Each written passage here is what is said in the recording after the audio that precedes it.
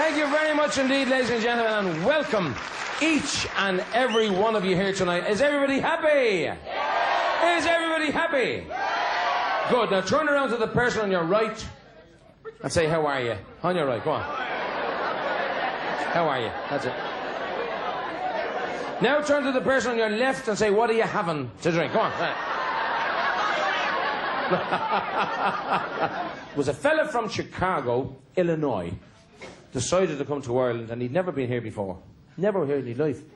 So he decides, I'm going to visit Ireland. So he arrives here, and he goes along and he rents his lovely car, you see, from Dan Dooley.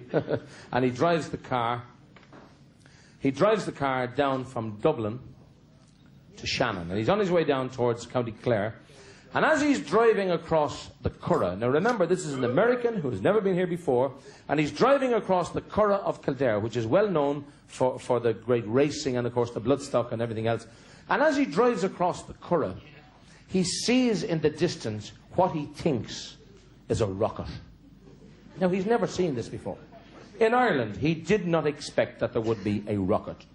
So he parks the car and he puts it in on the side and he walks across the field towards the rocket, and the closer he gets, he realizes it actually is a rocket, and it's up on the launching pad and everything. It wasn't on the launching pad, it was about 20 pallets, but it's up ready to go somewhere.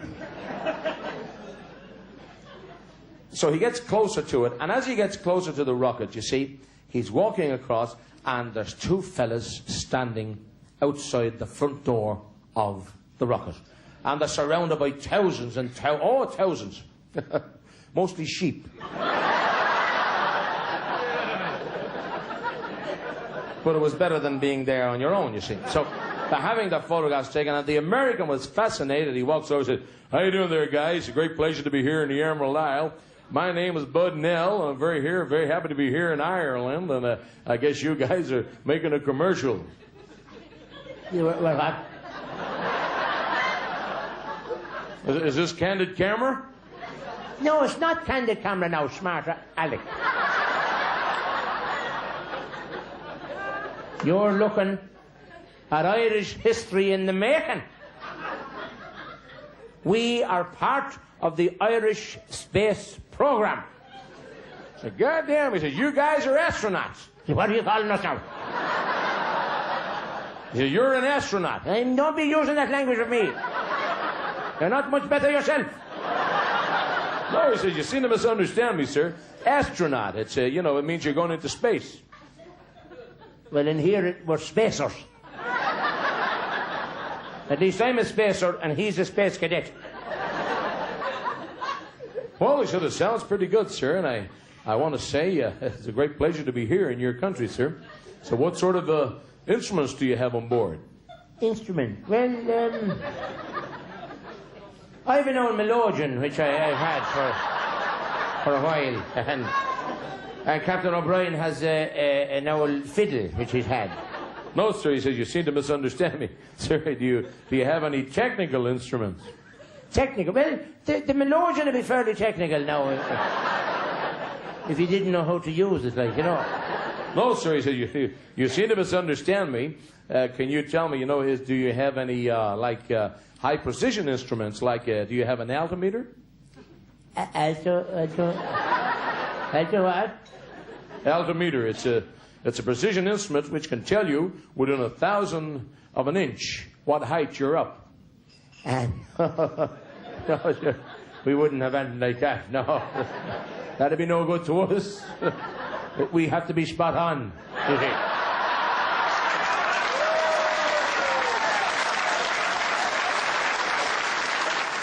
Well, it sounds pretty good, sir. It sounds like a very exceptional rocket. What sort of combustion are you going to use? Come again? Combustion, fuel. Fuel. Well, we're being sponsored by Board Nimona.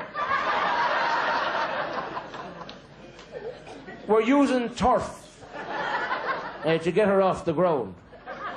And then when we get into the second phase, we'll be using peat briquettes. You know, briquettes. and the razor to stack it, and the cleaner and that sort of thing. And then when we're going through the hole in the ozone, we're on smokeless fuel. It's a kind of a...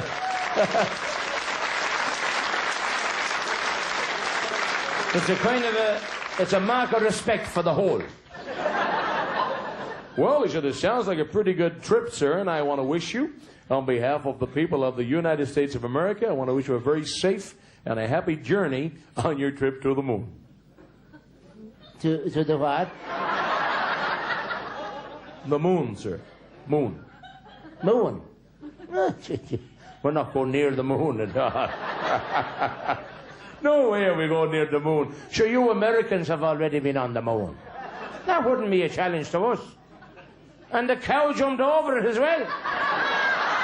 No. No. We're going to land this baby on the sun.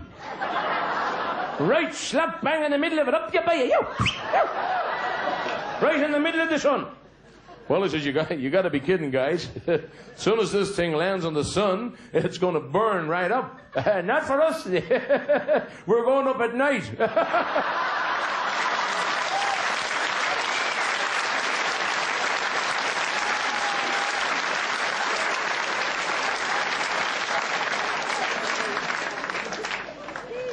There were 4 couples who decided to come to Ireland, and it was their very, very first trip. They'd never been here before.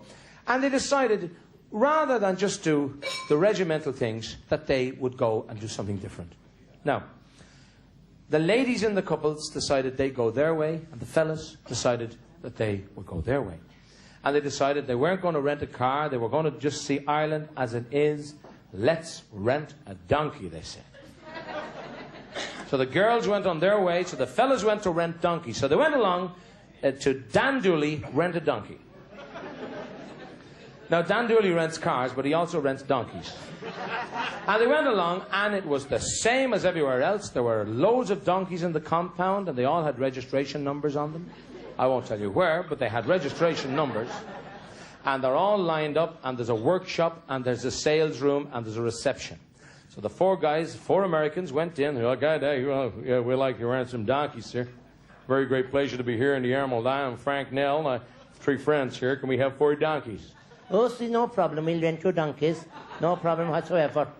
So he gave them the 4 donkeys, and he gave them backpacks and haversacks, and they said, this is it. We're going to see Ireland as we should. So they all head off on the donkeys, and 3 of the men on the donkeys head out from the compound, and they are gaining speed. Fabulous. The last guy is going around in circles for nearly a half an hour, and the donkey's going nowhere. Very slow.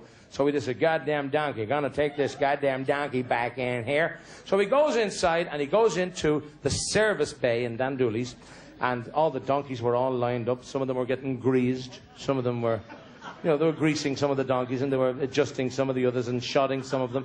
And he goes into the foreman. He says, sir, can you help me? He said, I seem to get a strange donkey here. It doesn't seem to want to go anywhere. Goddamn donkey's too slow.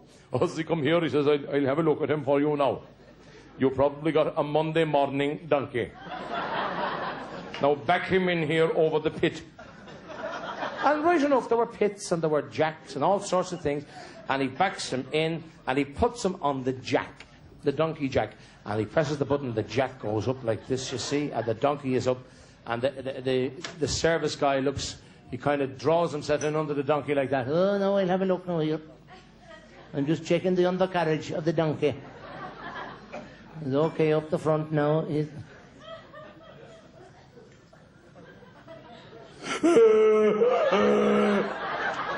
I think I know what the problem is.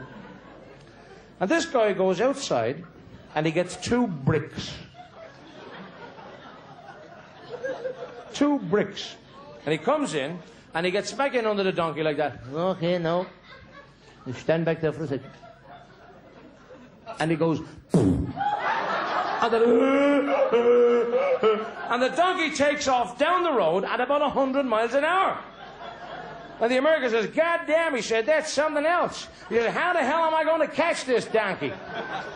See, if you just like to step up on the jack.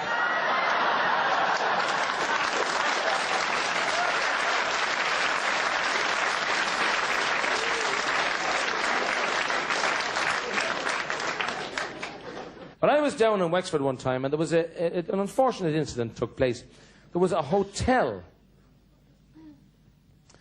in Wexford, and there was a fire started in the basement, and the fire started to spread, and all of the occupants of the hotel were very safely evacuated from the building, except for one idiot who decides to run up the stairs onto the roof of the hotel. And he wants to have a good view of the fire below.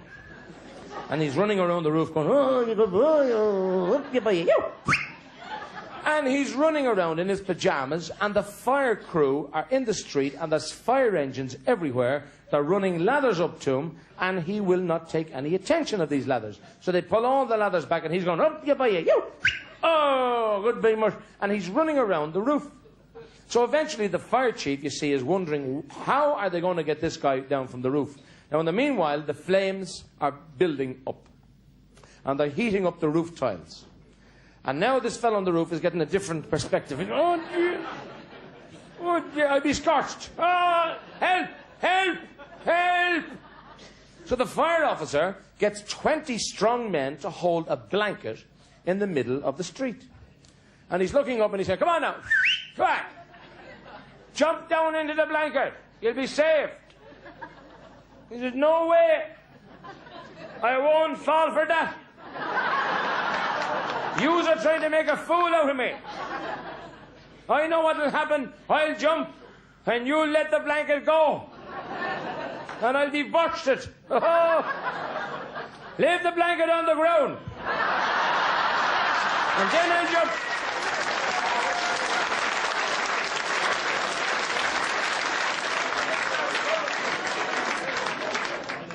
I worked for many, many years, ladies and gentlemen. I worked at the bar trade in Ireland as a bartender, and of course, over the years, I reckon that people who work at the bar business definitely are psychologists by the time they're finished. Because you meet so many different people coming into the bar. You get the fella who comes in with a question, the first fella in the morning. Excuse me. Yes? How high is a penguin? Penguin? A penguin's about 3'5", about this height. Oh, it must have been 2 nuns I drove over, so...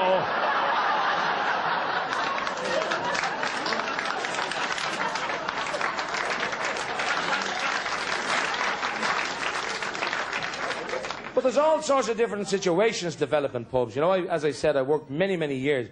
And Monday morning, working behind a bar, as any person in the bar business will tell you, difficult. I remember being in this particular pub one morning, 9:30, I'm clearing up the floor, washing up the glasses, and I'm cleaning up all the sawdust on the floor. It was the furniture from the previous night, you see.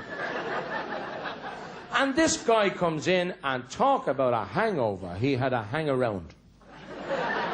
The hair was hanging down here, the shirt, oh, you never seen that, like, shirt open, jacket hanging off, and he comes up to me and says, are you the barman? I says, I am. Were you here last night? I says, I was. Was I here last night?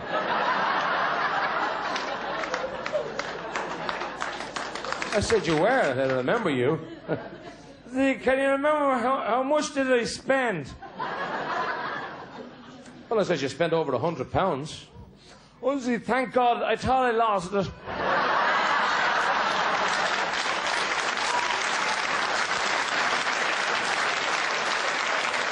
But there was a guy came into the bar, and I remember one particular night, and he was rotten with drink. And he walks up to the counter, come here. You know the kind of a person, it's happened to everybody. You know the person who can't speak. He's so full of drink, he can't get the words out. But he thinks he's talking. And he can't understand how you can't understand him.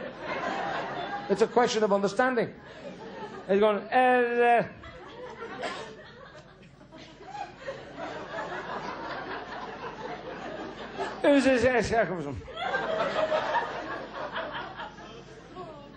Now, the barman looks at him and he says, I'm sorry, he said, I think you've had enough. I said, you're welcome.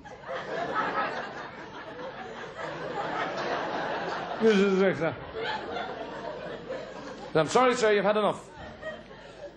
So the guy walks out, and he walks out the front door of the pub. He doesn't realise that the pub is on a corner.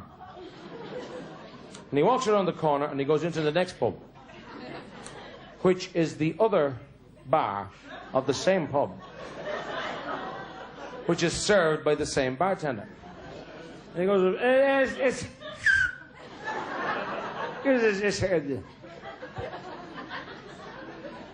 I've told you before, get out. So he walks out, trips himself up outside, falls on the ground, stands up, and goes back around the corner again. And goes into the first bar he's been in. And he goes, and the same bartender says, get out. He says, get out now. Do you own all the pubs around here?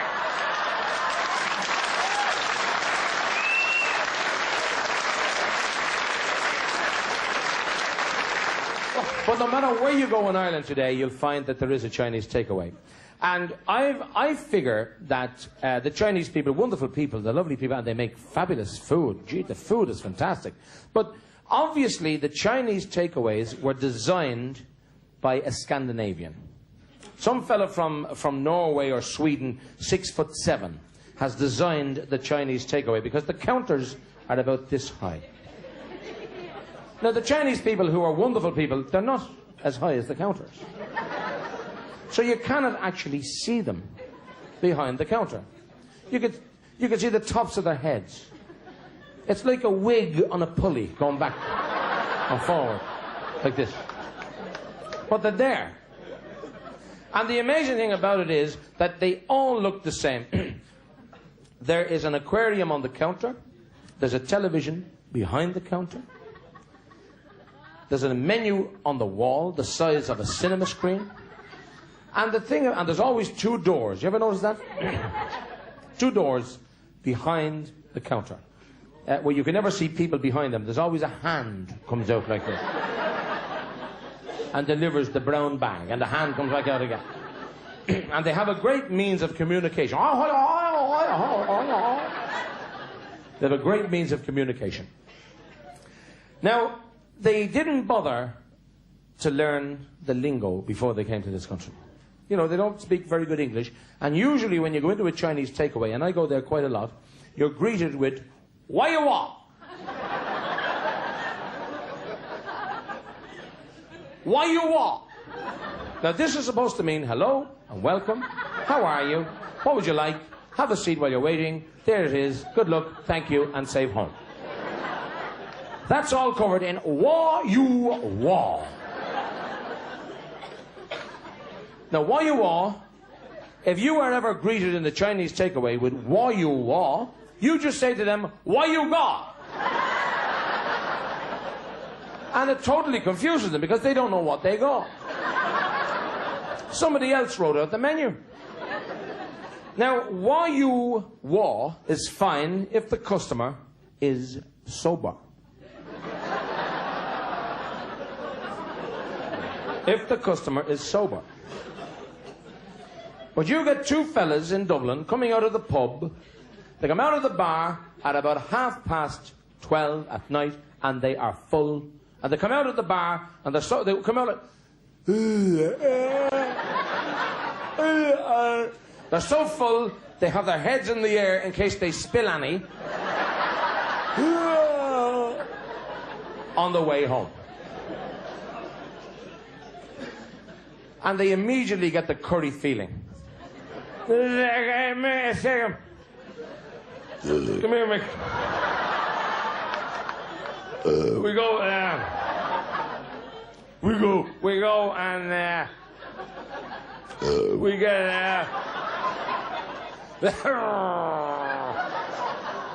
get a takeaway.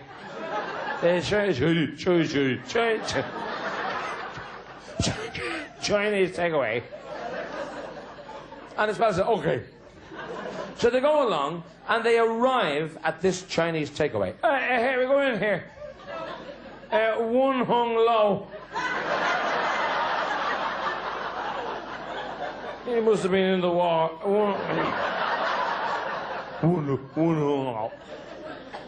And they walk in to the typical Chinese takeaway, as we know them in Ireland.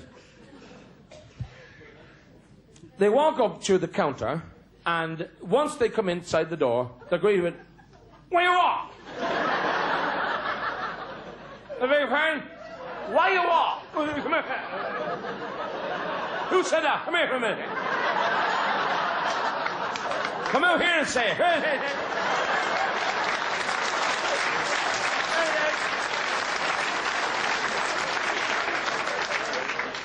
Now, you just visualize this. Try to imagine this.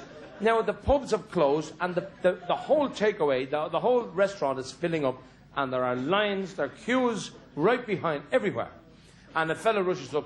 Can I have chicken and chips twice? I had you first time.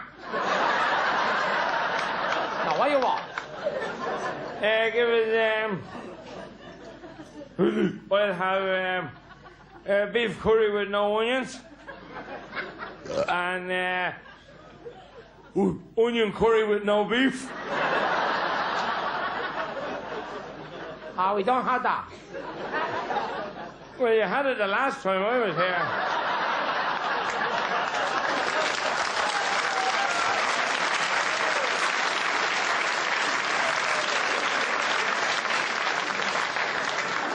There was no beef in the curry I got.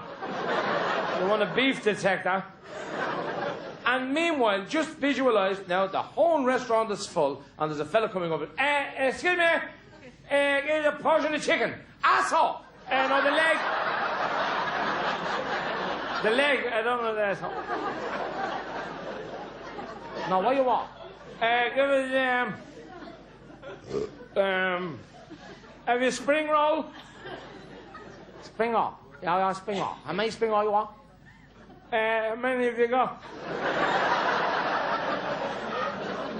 Give us 11. Separate. And I'd also like curry sauce on the side. At the queue now, remember, the lines behind, visualize this. And there's a fellow rushing up. I'd like a spring roll and a chip. Fuck you! What's wrong to me? Fuck you!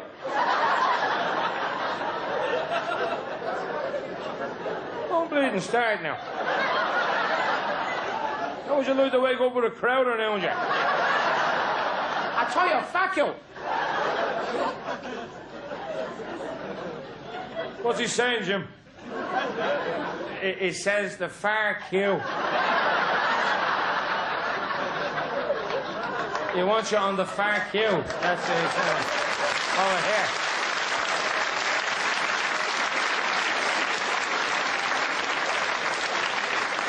Yeah, I tell you, far queue. Oh yeah. What does your girlfriend want me? Duck. A duck. Sorry, no duck. Duck. Duck. Not duck. Duck. We have no duck. But you better find one. We're not leaving without it. We have no duck. How would you like this counter over there in the car park? I told you before we have no duck. You don't seem to understand, you stupid cockshot.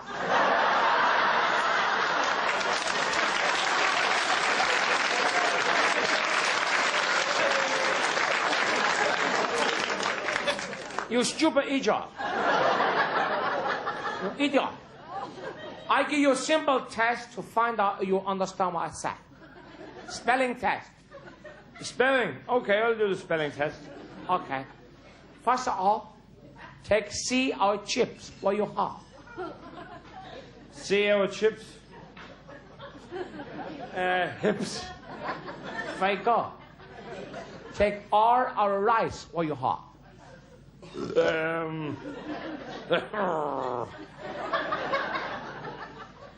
Ois. Very good. Now take F or duck, will you have? There's no F in duck.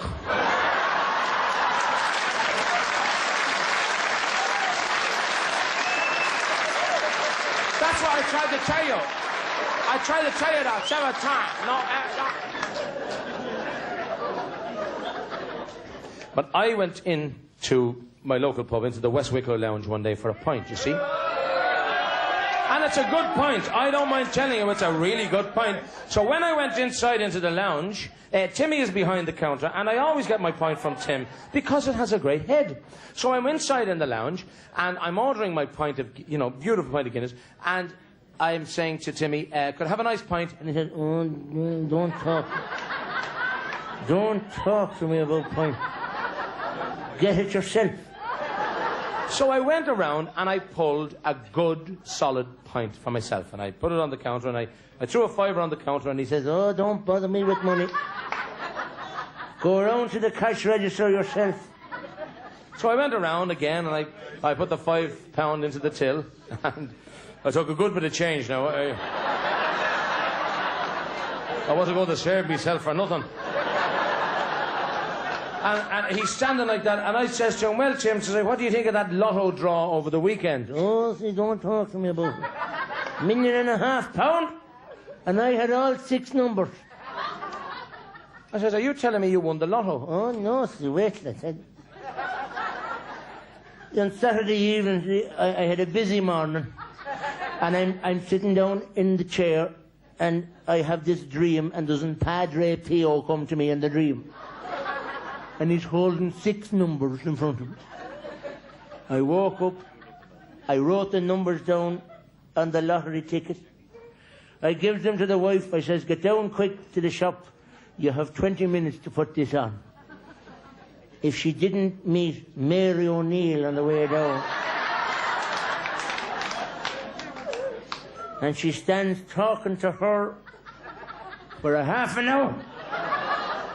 And by the time she gets to the lottery shop, the bloody lottery is finished. And me with 6 numbers. Well, I says, to tell you the truth, Tim, I says, if that happened to me, I'd cut me throat. Why do you think I'm holding me head?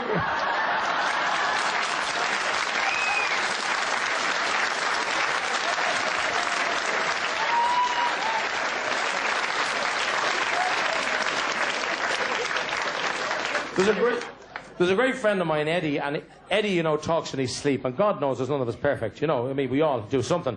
But isn't he always talking in his sleep? And one night he's in the bed, and he wakes up, and he's kind of going, oh, ooh, ooh, I love you. And the wife wakes up, and she's delighted with herself. She thinks her prayers is answered. And she sneaks out of the bed, and she goes into the bathroom and puts on the 4-7-11. Puts on all the silk gear. She gets back into the bed, and he's going, ooh, I love you. And she's going, ooh. And he goes, ooh, Susanna, I love you, Susanna. But she's like a devil. Because that wasn't her name at all. And he's going, Susanna, I love you. Well, she is like a devil. The following morning, he comes down for the breakfast, and she gives him the breakfast from about 20 yards. Up, yeah, oh yes, back, yep. And she lashes the breakfast across the table. There's eggs and rashers stuck to his head and everything. So what's this for? Says, I'll tell you what it's for. This is for Susanna. You big donkey, you. Susanna. Now, who is this Susanna? So what do you mean, Susanna? He said, I don't know who you're talking. She says, Susanna. All night long, all I can hear, Susanna. I love you, Susanna. Oh, see, it's a horse. You know, that's a horse, he says, running in Punchestown in a few weeks' time, and I have to put my money on it. Susanna is the name of the horse. Well, he gets away with it. He goes off to work that morning, and he comes home that evening at 5:30, and every suitcase he ever owned is out in the front garden. all his suits, his cases, everything. The door is locked, and he comes up to the door and he says he, for God's sake, woman, he says, what are you doing to me here? He says, what happened? Says she, while you were out, your horse rang.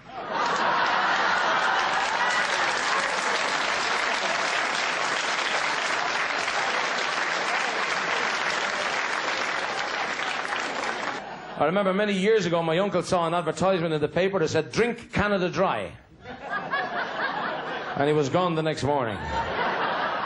He says, I'll chance this. And while he was in Canada, the funny thing about it was, in those days, you could get work, missus. You know what I'm talking about? You could get plenty of work. So he goes along to a lumber firm. It says, lumberjack required. So he goes along and says, I'm looking for an old job here, lumberjack. Says, sir, he says, do you have any experience filling trees? Do I what? So do you have any experience filling trees? Filling them with what? No, sir, felling trees, chopping them. Chopping? Ah, sure, I could chop them down with my teeth. I had 25 years' experience working in the Sahara forest. Does you mean the Sahara Desert? See, that's what they call it now.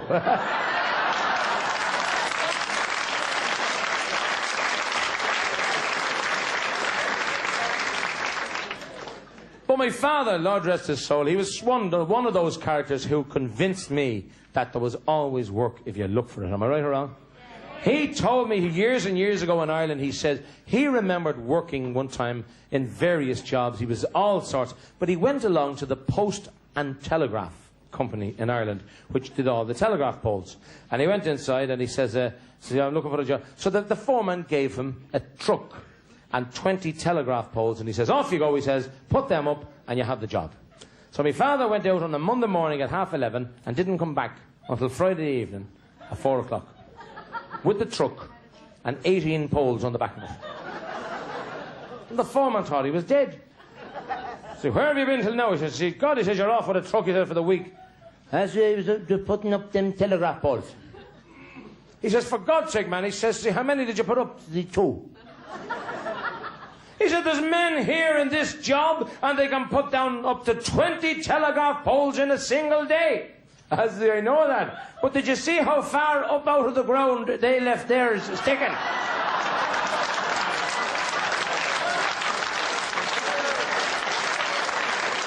Can you visualize that? He went along to a building site one time and he says, I'm looking for a bit of a job. And the foreman said, look, he says, I haven't enough work for the men I have here. I said, that's okay, I won't work too hard. So he kind of befriended him. He felt he was a nice man. He says, can you make tea? Oh, see, no problem. Good, he says, can you drive a forklift truck? See, how big is the kettle?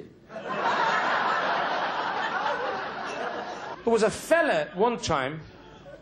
This guy, you see, O'Malley, was out having a little stroll in County Clare. Beautiful place. Wonderful. Cliffs of Duneen, and he's having a look over the cliffs of Duneen. And as he's looking over, he's fascinated with the steep drop of the cliffs. And he can see seagulls flying below him. This is how deep it is. And a gust of wind comes and blows him off the cliff. And as he's falling,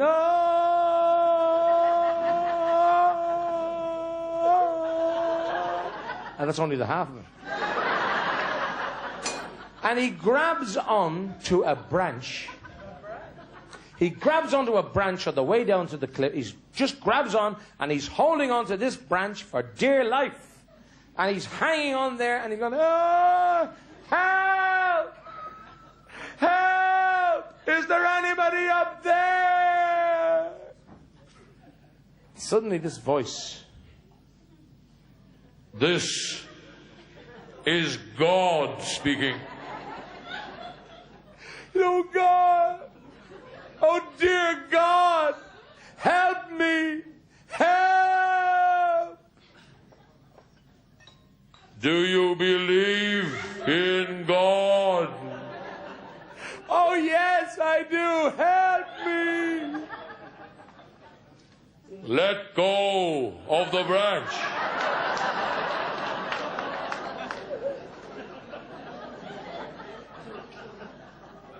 Is there anybody else up there?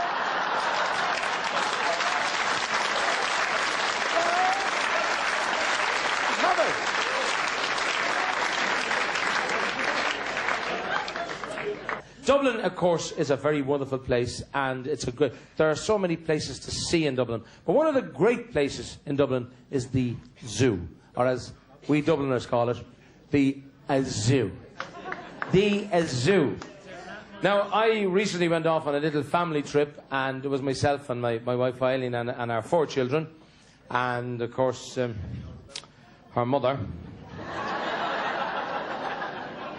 We bring her everywhere, you know. It's much better than kissing her goodbye. But, and our father, of course, Paddy. Now, Paddy, of course, and Lily is my mother-in-law's name. Now, I have to tell you that in case I refer to her ever again in the show, Lily is her name, although he calls her Treasure. I said, why do you call her Treasure? He says, because everywhere we go, people say, where did you dig her up? But, no, she's not as bad as it sounds. She's not as bad as it sounds. She was up in the house the other day. She had her false teeth in her mouth upside down. She nearly ate the head of herself. But she's a great person. She's lovely. And God love us, but she's huge. Oh, I know I'm no Rolls Royce myself, but she's huge. And of course, Paddy is very thin, you know. He feels very intimidated by her, you see. Because, well, he's not the first husband. Not many people know that. She was married twice before, you know. That's right, and the first 2 fellas died violent deaths. And Paddy doesn't know what kind of a dispatch he's going to get, you know, so he has to be very careful. That's true, she was married, she had 2 previous husbands. The first fella died from eating poisoned mushrooms. Second fella died from a fractured skull. Wouldn't eat the mushrooms, but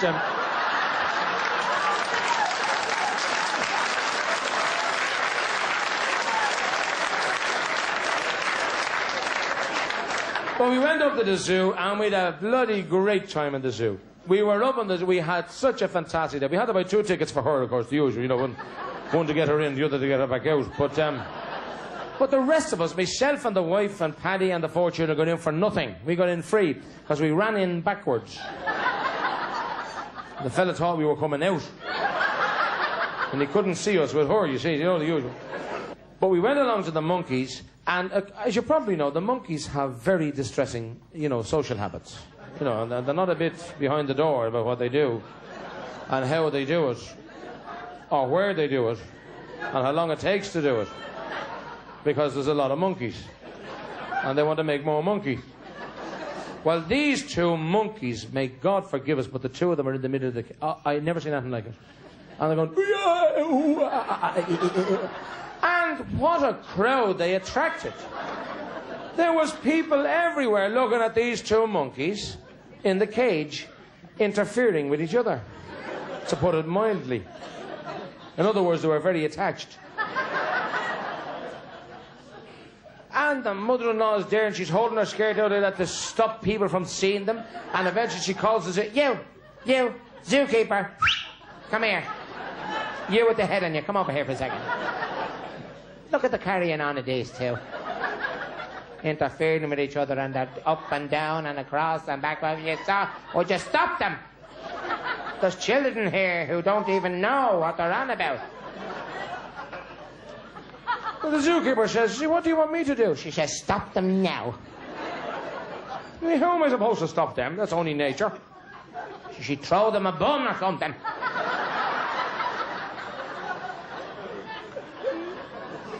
Would you stop for a bun?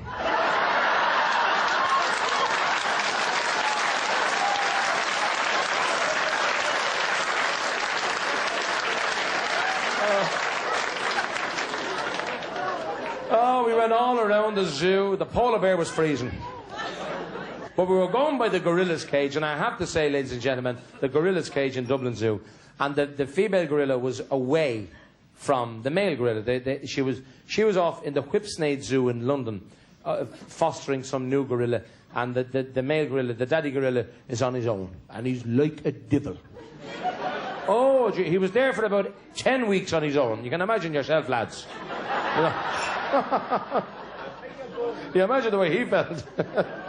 And he can't get out. Control yourselves up there, please. I mean, he can't get out for a pint. But he's in there, he's sitting down on this pole. It was a horizontal pole, actually. Wasn't a, you know, it wasn't a perpendicular pole. He wouldn't have been sitting down, actually. But anyway, he's sitting down, he has his arms folded, he has the bottom lip up over his eyes. He's like a devil. He's sitting down there and he's not paying any attention to anybody.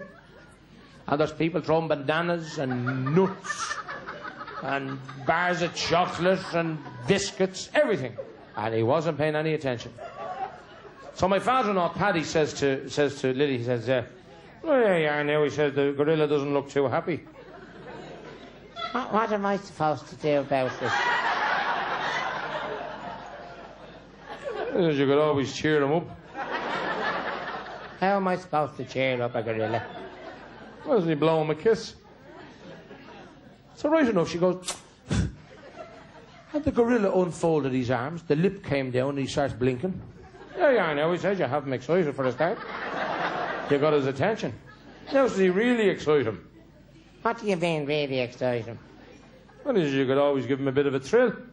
Open the 2 top buttons in your blouse and pose at him. I shall try it. So she did. She opened the 2 top buttons in the blouse. Now, I don't want anybody getting upset. You couldn't see anything really. Couldn't even see the leverage. But anyway, she's standing there. And she kind of goes, and the gorilla's down off the pole.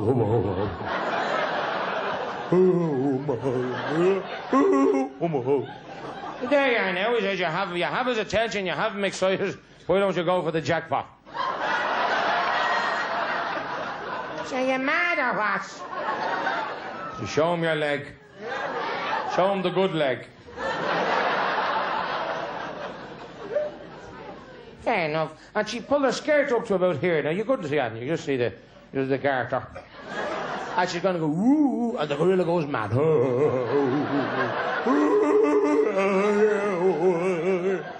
And everybody's cheering and they're throwing more bananas and they're all cheering. Now, I don't know where Paddy got the strength from. But he grabs a hold of Lily like this. And he grabs her like this. Up, yeah, by you. And he fires her in over the cage. And she lands on the flat of her back in front of the gorilla. Ah! And the gorilla's going... And Paddy shouts, see, now, see, tell him you have a headache.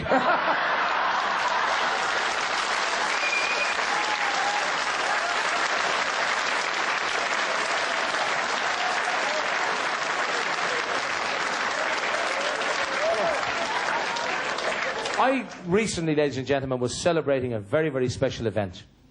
My granny celebrated her 93rd birthday. How about that? 93. God bless her.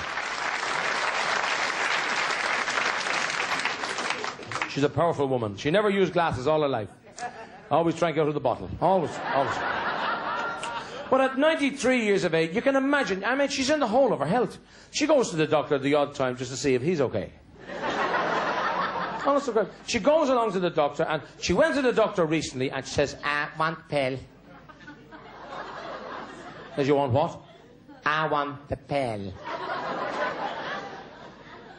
He says, for God's sake, woman, he says, you must be over 90. I am, and I want the pill, and I want it now. So to get rid of her, he gave her the pill. So he hands her the pill, and she says, I don't want it that way, I want it powdered. So he crushed it down and he gave it to her in powder form. And she took the pill from him on a spoon. And as she took the pill on the spoon, she emptied the powder onto the back of her hand like this and threw the spoon away, and she goes,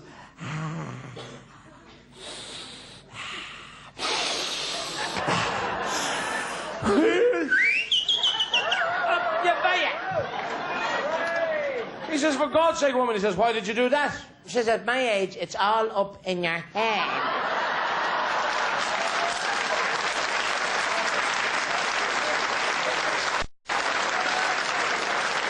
I bought her a gift for Christmas there recently because she lives alone, my granny, and she's no TV. She doesn't use TV. So I said I'd get her a nice present for Christmas, something different to keep her company. So I decided I'd buy a parrot. Now, I could have went into a pet shop. I could have bought an ordinary parrot. But no, I listened to a friend of mine. He says, why don't you buy a rare pet at an auction?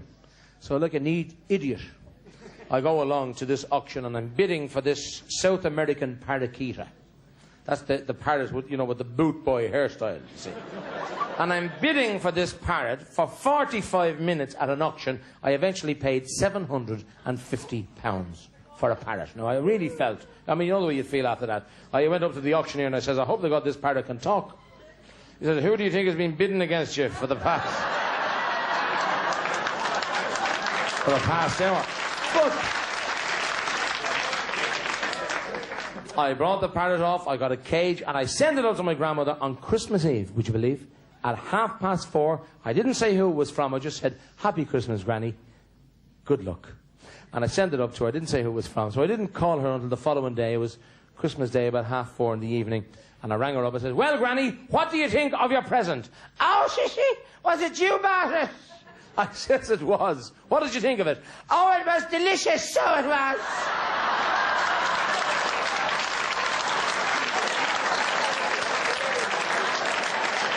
Tasted anything like it. I said, for God's sake, Granny, you're out there eating a parrot that cost me £750. I said, that parrot could talk in 5 different languages. I said, why didn't he say something when I was looking at... But I mean, you try to visualise a woman like this. She goes to a doctor in Dublin. Now, in fairness to everybody, and I don't mean to dislike the medical profession, but this doctor, I don't know how he gets away with it. He's certainly gone past the sell-by date, I can tell you. Oh, he was treating a woman in Dublin for 3 years for yellow jaundice before he realised she was Japanese.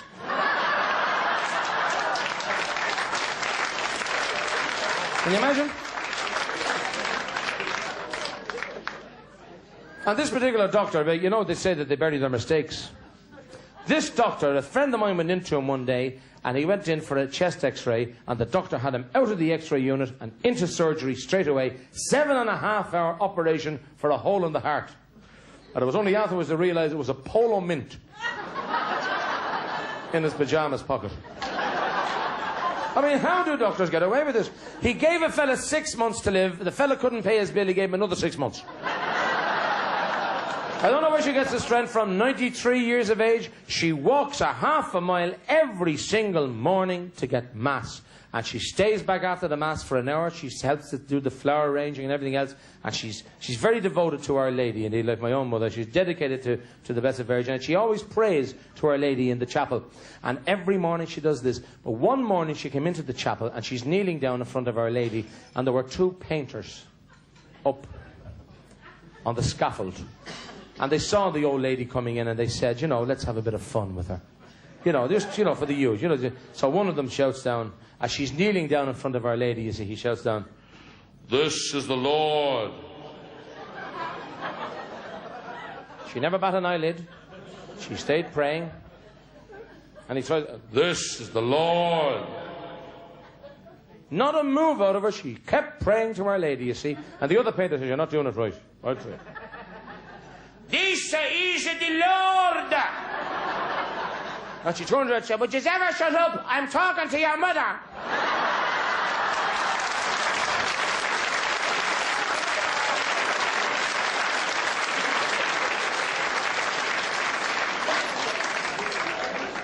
Oh, she's a character. And you know, you don't expect this. When it was her 60th wedding anniversary, herself and my grandfather, Lord rest him, he's died since, but when it was her 60th wedding anniversary, the whole family got together and we said, why not give them a treat? You know, 60 years married, and it's a great achievement. And we all got together and we sent them off to this lovely hotel down the south of Ireland, down near County Cork. And we sent them off for the lovely weekend. And it happened to be the hotel, we knew this, of course, that where they'd had their wedding night. It was the old hotel. And when they arrived, the manager of the hotel decided, let's give them the bridal suite, which happened to be the same suite that they had spent their wedding night in. So they were very excited, and they went into the room, and, you know, they were fascinated. Looking around, there was television, and there was electric light in it, and everything else, and the new bedclothes, and everything. It was lovely. It looked fantastic. And the wallpaper was all different, you see. And the soap was the same, but everything else was fine. And they went into this room, and you can imagine they're 60 years married, and she sat down on the bed, and the grandfather sat down on a little chair opposite the bed, and they're looking at each other, and she's kind of going, well, Seamus. Well, Seamus. Do you remember, Seamus? Do you remember, Seamus?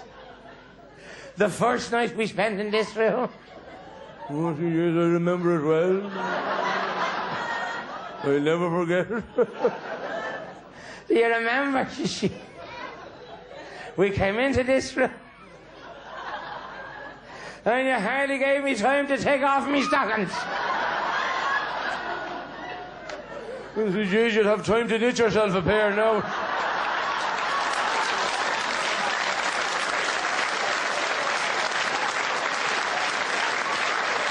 Oh, she's bloody gas. She's a character, you know. No, I mean, 93, you don't expect... I know that today it's modern times, and you don't expect, perhaps, these days, to see someone of a great age like that to be so broad-minded. She actually told us about their honeymoon, and you wouldn't expect to hear it. You wouldn't hear it in an X-rated movie. The things that happened. She says she can remember, and she describes this herself now, 93 years old. She describes it. She says she can remember going into the hotel, and they had the reception. There was only a small crowd at the reception, and she says when everybody was gone, they went up to the honeymoon suite, and she remembers she went in first, and my grandfather came in after her, and he wasn't my grandfather at the time, actually, no. he just got married, so he wasn't my grandfather then, actually. Probably didn't even know he was going to be my grandfather, but he came in. And she says she can remember distinctly what happened. She sat down in front of the dressing table and the mirror, and she was taking off the makeup, you know, the usual, taking off, sorting out the teeth, everything. And she can see through the corner of her eye, she can see your man.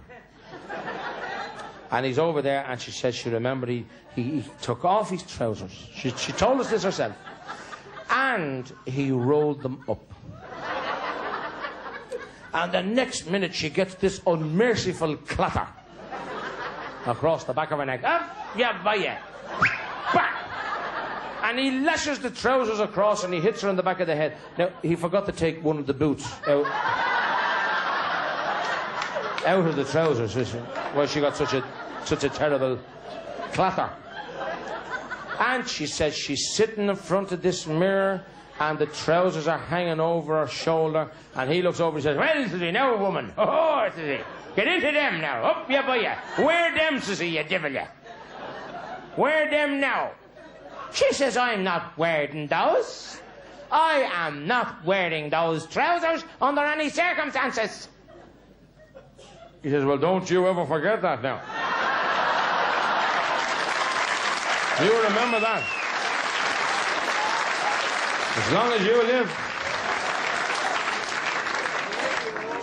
Well, she's like a devil. And she wasn't letting them away with that. So she goes into sulk. She goes into sulk, into the bathroom. It was en suite. She goes inside into the bathroom. And she said, she describes this, it was very funny the way she described it. She's in the bathroom and there's water splashing and flushing and slushing and slashing and sploshing. It was like Niagara Falls inside in the bathroom. And all he can hear is water splashing. And after a half an hour, the bathroom door opens and she comes out and she's standing at the bathroom door. A vision in pink and blue. And a gownless evening strap. Strapless evening gown as she's standing there. And it was made of kind of latex, lurex, and while she was standing there, during the time she stood there,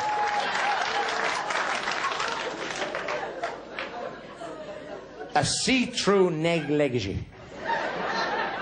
You could see her Wellingtons underneath it. And she puts her hand into the bath and she draws out this pair of knickers. Now I'm talking about the big heavy drawers, lads. The big double gusset jobs. Interlock. With the elastic in them, you could saddle a horse. And she draws them out of the bath, and there's suds and water, and they're about a ton weight, and she grabs them and says, "Up, you baldy, conscious devil, you." And she lashes them, "Up, you boy." And she fires them across the room, and they go round his neck like for about 10 minutes. Swinging around his neck. He didn't know whether he was being hung or drawn or quartered. And when the knickers eventually came to rest, She says, "Now," says she, "baldy conscience. Get into those. Get into those knickers now." he says, "I'm not getting into those knickers." And she says, "Well, don't you ever forget that."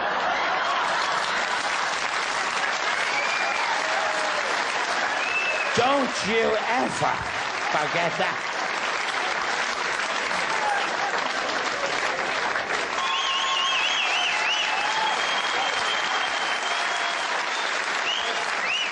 Thank you.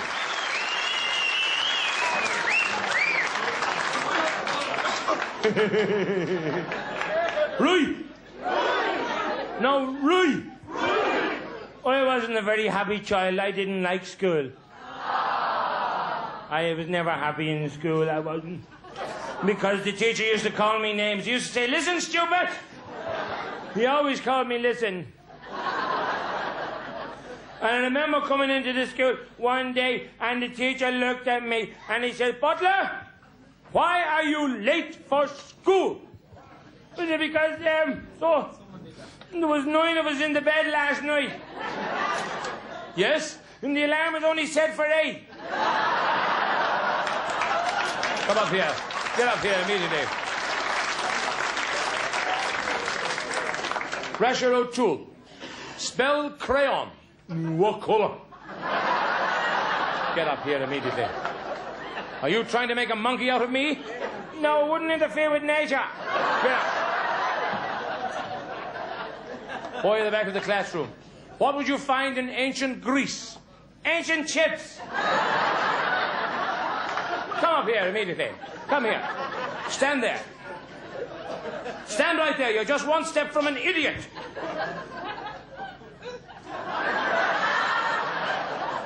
Will I move back a bit? Yes, get back there. Now I'm 4 steps from an idiot. Get back there.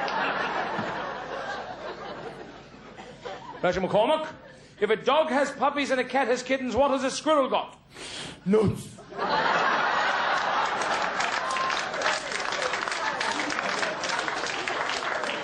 Why does a squirrel float across the river on its back? To keep his nuts dry. Come up here. Get up here. You little boy here. What is a Hebrew? It's a male tea bag, isn't it? Get up here. I was never a happy child in school. I didn't like anything. I tell you what I never really liked in school. I was never happy. I remember I wrote a poem one day, and it was called Me Mammy. And I won a statue of St. Anthony for this. St. Anthony is the patron saint. If you lose something, he finds it. But when you bring him into your house, it's a different story. Oh, we were finding stuff everywhere. Even stuff that wasn't ours. And then the police found it. That was really it.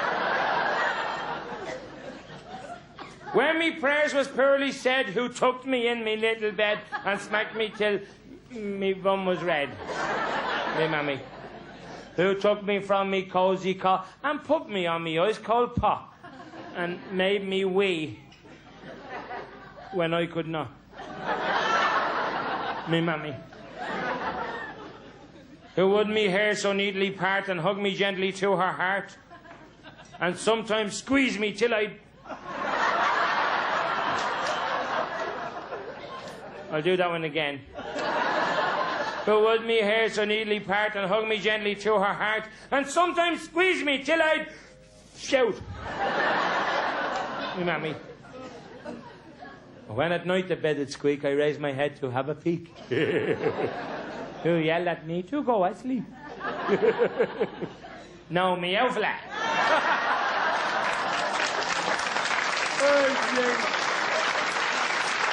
I remember one day, my pal, I'll never forget him, old Rasher O'Neill. And one night he was in bed and he was kneeling down beside his bed and his daddy was passing by and he heard him saying his prayers. Ah. Poor Rasher was saying his prayers. Ah.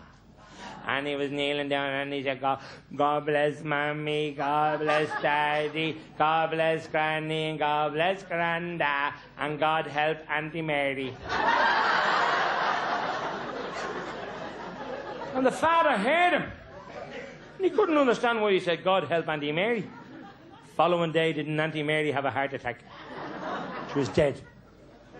3 nights afterwards, the father is going by the bedroom and he hears the young fella going, God bless Mommy, God bless Daddy, God bless Granny, and God help Grandad. And just as he said that, there was a thump downstairs. Didn't the grandfather fall over and broke his neck and died? The father couldn't believe it. This child is psychedelic. The following night, the child is going, God bless Mommy, God bless Daddy, and God help Granny. 3 days afterwards, the granny took bad and got very sick, and she died. The father was afraid to go by the bedroom anymore. And one night he hears, God bless Mommy, and God help Daddy. And the father couldn't sleep that night. And the following morning he went to work at about 10 miles an hour. Afraid something had happened. And he went in and he made sure he didn't do anything strange and he stayed there all day and he didn't eat in case he choked. He didn't go anywhere, he just stayed. And he came home that evening and he was as white as a ghost. And he looks in and the wife was in the kitchen and she says, you look like you've seen a ghost. Oh, see, I'm having a terrible day in work. He says, you won't believe what happened, he said. She said, you had a terrible day? She should see my day. See, I came down this morning, I opened up the front door, and the milkman was dead on the steps.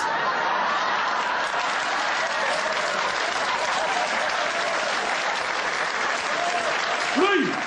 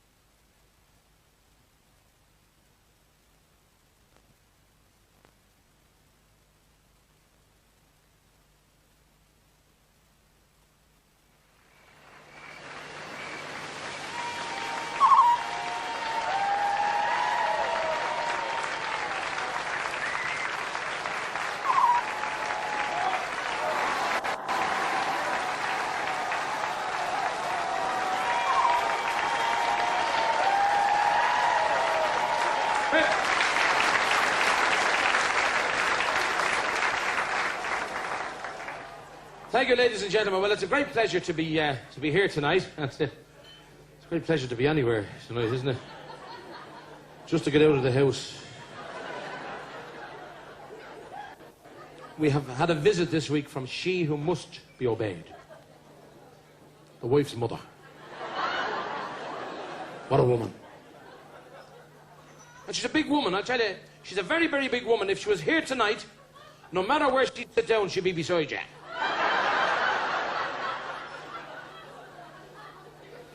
Her mouth is so big she can whisper in her own ear. Every time she smiles, she leaves lipstick on her ears. I've done everything for this woman. I went out one Christmas, and I bought her a beautiful chair. She wouldn't plug it in.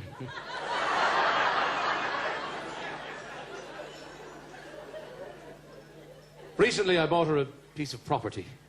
I mean, that's a nice gift for a mother-in-law, isn't it? I got her a lovely piece of property. Not a very big piece now, just about 6 foot square. With a Celtic cross attached to it. I just done it for the fun of it. But she was complaining like a divil. Complained the whole time. Didn't speak to me all through the New Year. All through Easter, St. Patrick's Day, the summer holidays, everything went by. Not a whisper from her. So the following Christmas came and I bought her nothing. She came up on Stephen's Day and she says, "You never bought me anything this year." I said, "You didn't use the present I bought you last year, look." And she's threatened me too. She's threatened, she says, "I'll haunt you. I will haunt you, you big fat idiot, you. I'll haunt you for the rest of your natural life. Never you live that long." I says, "How can you haunt me?" I says, "You'll be dead and buried." She says, "I'll be back. I'll come back from the grave. I'll scratch all the clay off myself. And I'll be back." So I'm going to bury her face down. And she can scratch as much as she wants to. This is a fabulous woman. We bring her everywhere with us. It's much better than kissing her goodbye. It's the lips, you see. She's two beautiful lips, but they're both on top. We took her down to Killarney one time from Dublin. You can imagine the drive down from Dublin to Killarney. And she nagged the whole way down in the car. Nag, nag, nag, nag, nag, nag, nag. She was still nagging when I was taking her down off the roof rack on the car.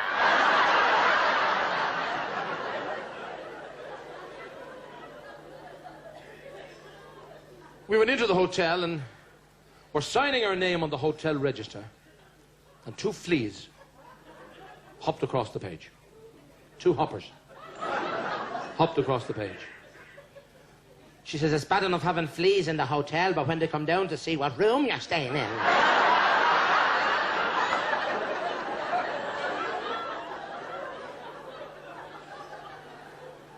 So we're only there about 10 minutes and she starts complaining, "I won't stay in this room." "Gee, you couldn't swing a cat in it. There's no toilet, there's no bed, there isn't even a window." I said, "Shut up, you're in the lift." In many ways, we are happy with mothers-in-law. I was particularly happy with my mother-in-law, and as I said, I've done everything for her. She said to me one time, she says, "Would you kiss me under a mistletoe?" I says, "I wouldn't kiss you under an anaesthetic." Have you seen her? Well, she's a happy woman.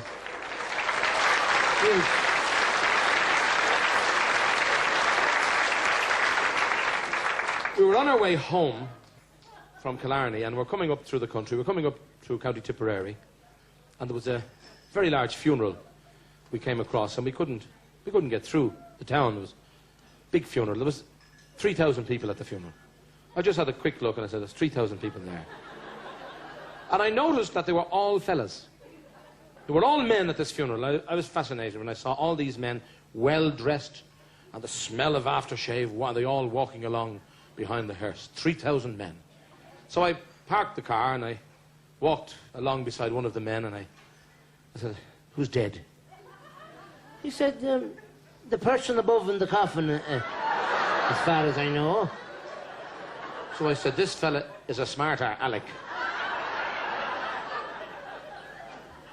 So I moved up through the crowd. I mean, it's not easy to get up through 3,000 men at a funeral. And I found myself walking right behind the hearse with the chief mourner. And he's walking along, and he has an Irish wolfhound on a chain. He's walking behind the hearse, and it was terrifying. The froth was dripping out of the mouth, and the bloodshot eyes. The dog was just as bad. So I says to him, I said, I'm terribly sorry for your trouble. I was walking along like this, you see. I said, I'm sorry for your troubles. I said, who's dead? He said, the wife's mother is inside in that coffin. Up you by you! He drew out and he kicked the back of the hearse. The bumper fell off. The dog went... Rawr. I said, I'm terribly sorry about this. I said, your mother-in-law? Yes, he said, she's in that box. Oh! I said, what happened to her? He said, this dog here bit her leg. It bit her leg and she was dead in 5 seconds. I said, would there be any chance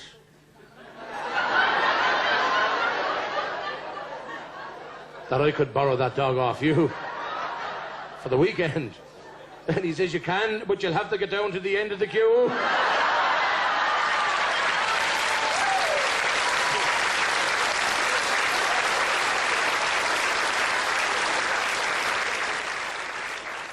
I always talk about the Americans, of course, Canadians, Australians, people who visit Ireland. We get a lot of people, of course, from all over Europe, but Americans in particular, they love Ireland. They love looking for leprechauns and all that sort of thing.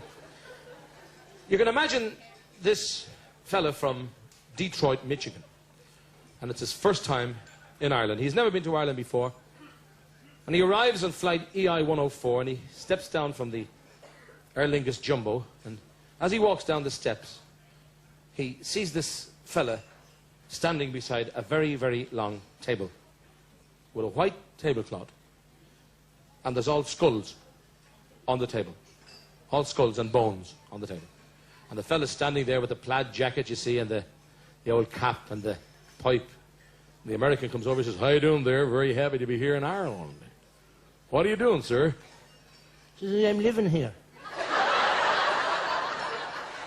Yes, sir. He said, but what are you doing right now? I'm standing looking at you.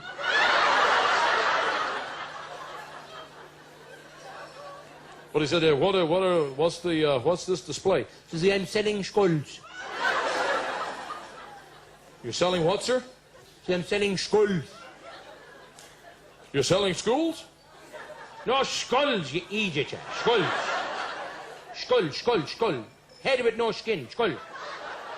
Oh, you're selling skulls. Oh, yes. What sort of skulls do you have? Well, I have the skulls here of famous Irishmen. I have the skull now, for instance, of Brian Boru. I have the skull of Finn McCool. I have the skull of St. Brendan the Navigator.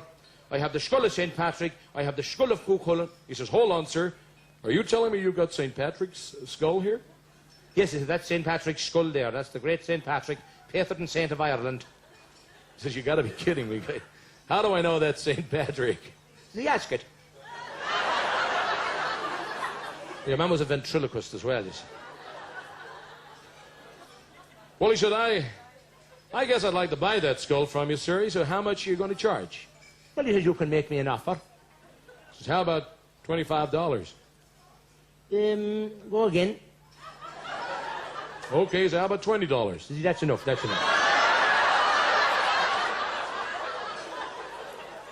He said, how much is that in Irish money? He says, about £75. They got the money.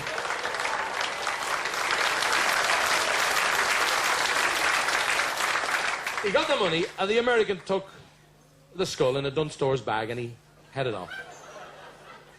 Back to the United States. Now, he put the skull of St. Patrick on display in his pub restaurant. And people came from everywhere around America to Detroit, Michigan, to see the skull of St. Patrick. And he made $5 million over 5 years from people looking at this skull.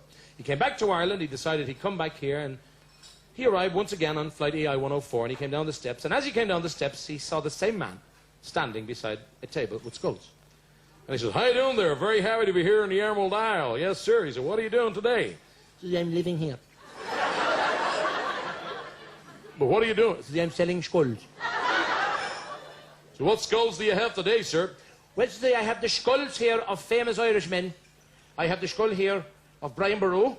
I have the skull of Cuchulainn. I have the skull of St. Brendan the Navigator. I have the skull of St. Patrick. I have the skull of Finn McCool. He says, hold on, sir. Hold on.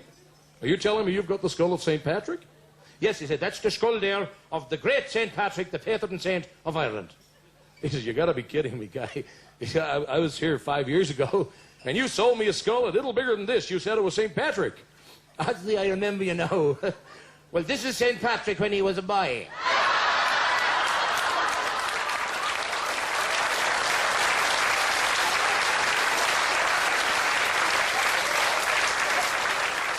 I'd like to sing a very beautiful song. A love song, an Irish love song, perhaps one of the very best known songs. I'll Take You Home Again, Kathleen.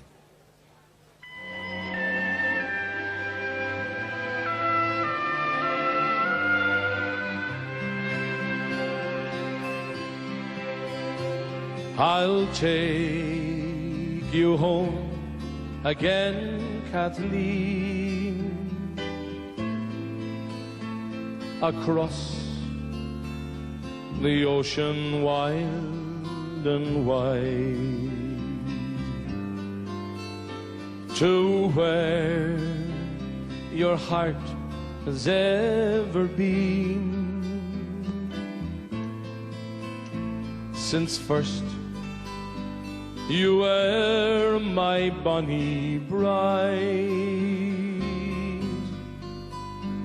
The roses all have left your cheeks. I've watched them fade away and die. Your voice is sad whene'er you speak, and tears bedim your loving eyes. But I will take you back, Kathleen, to where your heart will feel no pain. And when the fields are fresh and green, I will take you to your home again. I know you love me, Kathleen dear. Your thoughts were ever fond and true. I always know when you are near that life holds nothing dear but you. The smiles that once you gave to me, I scarcely ever see them now. Though many, many times I see a darkened shadow on your brow, but I will take you back, Kathleen, to where your heart will feel no pain. And when the fields of fresh and green. I will take you to your home,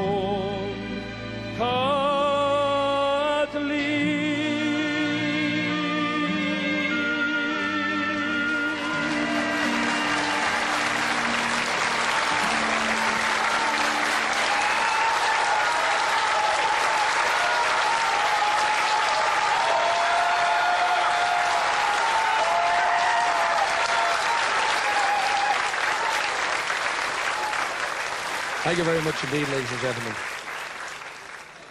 A lady went into the photographer's, and she has a photograph of her late husband in her hand, and she tries to explain to the photographer that she's not happy with the photo.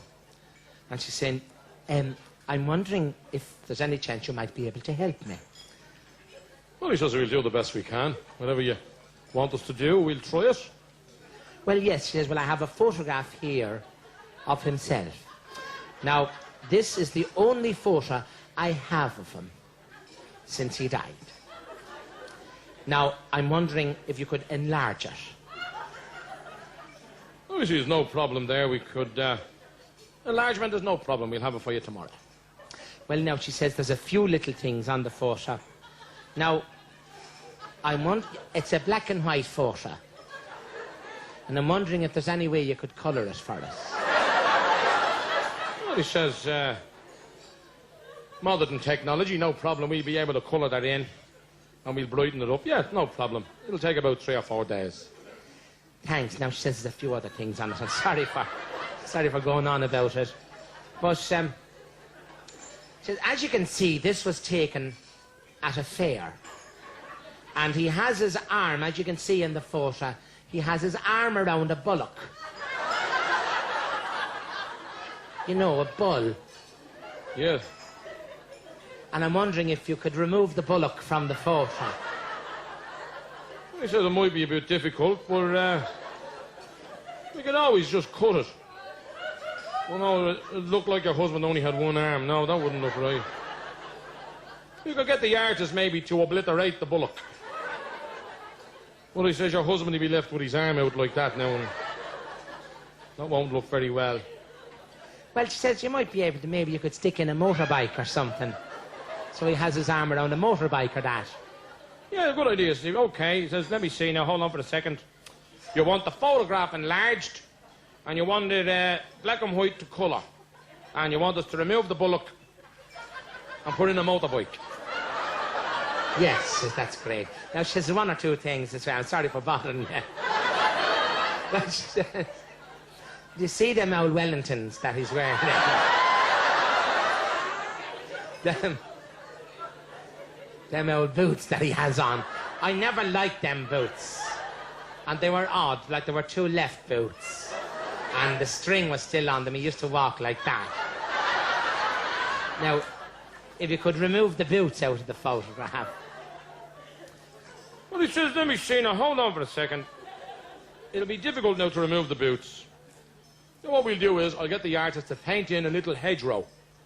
Nice little hedging up to his knees. Very good. She says, that's great. Oh, that'll look, man. Ah, no, she said, yeah, that'll grow after a few years. No, you wouldn't see him at all then. No. So could you get the artist to paint in maybe a little wall? Like he's standing behind the wall. Very good, he says, that's it. Okay, let's recap here now. You want the photograph enlarged, you want it from black and white to colour, and you want the bullock taken out and the motorbike put in, and you want the boots obliterated by a wall in the front. Yes, she says, that's great. Oh, well, he says it'll take a few weeks. Yes, she says, sorry for bothering you, but I've something else. She says, do you see that old cap that he's wearing in it? She says, I hated that cap. He was always hitting the cows with that cap, and, you know, it's kind of full of cow stuff that, you know, the cow stuff that is beyond. Could you remove the cap off him? Well, he said, that'll be difficult, but we can do it. Okay, let's recap. Recap. That's enlarge the photograph, black and white the colour, remove the bullock, put in a motorbike, a wall in front of his knees. and take off his cap. Gee, that'll take about 3 months. It'll cost you about 50 quid. She says, that's all right, I'm very, very grateful. And she's just walking out, and he says, by the way, he says, just for the artist, what side did your husband part his hair? He says, won't you see that when you take off his cap?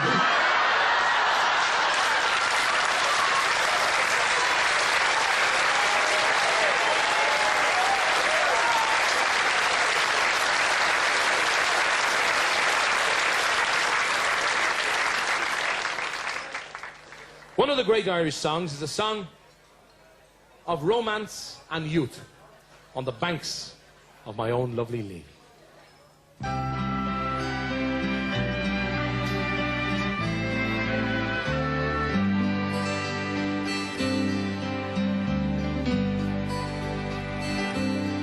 Oh, how oft do my thoughts in their fancy take flight to the home of my childhood away, to the days when each patriot's vision seemed bright, ere I dreamed that those joys would decay, where my heart was as light as the wild wind that blows down the Mardyke to reach elm tree, where I sported and played neath each green leafy shade on the banks of my own lovely Lee, where we sported and played neath each green leafy shade on the banks of my own lovely Lee.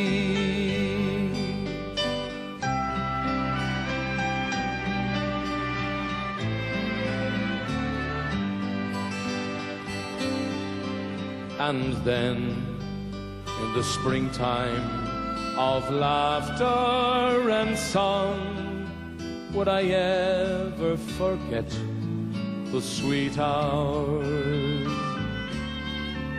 with the friends of my youth, as we'd ramble along amongst the green mossy banks and wild flowers. Then too, when the even sun sinking to rest sheds its golden light over the sea, the maid with her lover, the wild daisies pressed on the banks of my own lovely Lee. The maid with her lover, the wild daisies pressed on the banks of my own lovely Lee.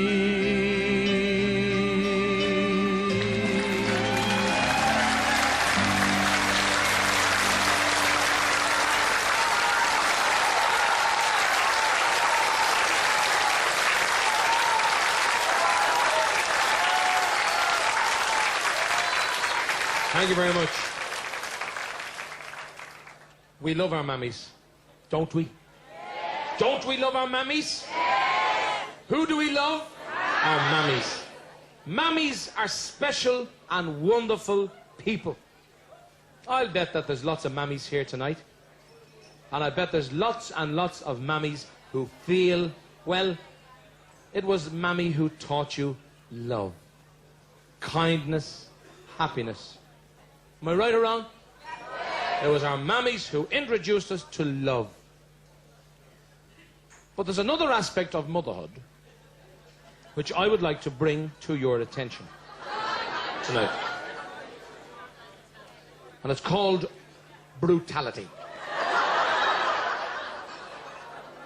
Now, everybody today blames the television for violence. Everybody says it's violence, it's the television. Once you turn it on, there's violence at football matches and all. Violence, violence. The violence began with your mum. It was your mammy who introduced you to violence. Now, there's a lot of mammies won't agree with this. But who else could look at a child And say, I'll kill you. Now, you can't get any more violent than that. Threatening to kill someone. Now, my television never threatened to kill me. Ever. How many times did your mother say, I'll break your neck? My television never threatened to break my neck. My television never followed me up 3 flights of stairs with the leg of an armchair and got me in the corner and said, where's the apple tart I made last night? Did you ever notice? Mammy always hit you while she spoke. And why did your mammy hit you? Because she loved you. And the more she loved you, the more she'd hit you. If you think about it, every syllable that your mother spoke was a thump. Where's the apple tart I made last night? If it was a strawberry shortcake, you'd have a fractured skull.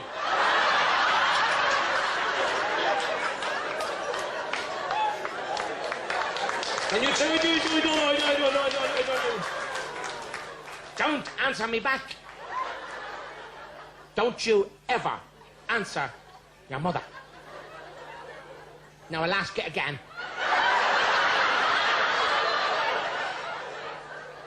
She'd ask you a question, you'd answer it, she'd hit you. So this time you'd say nothing. She'd say, answer me.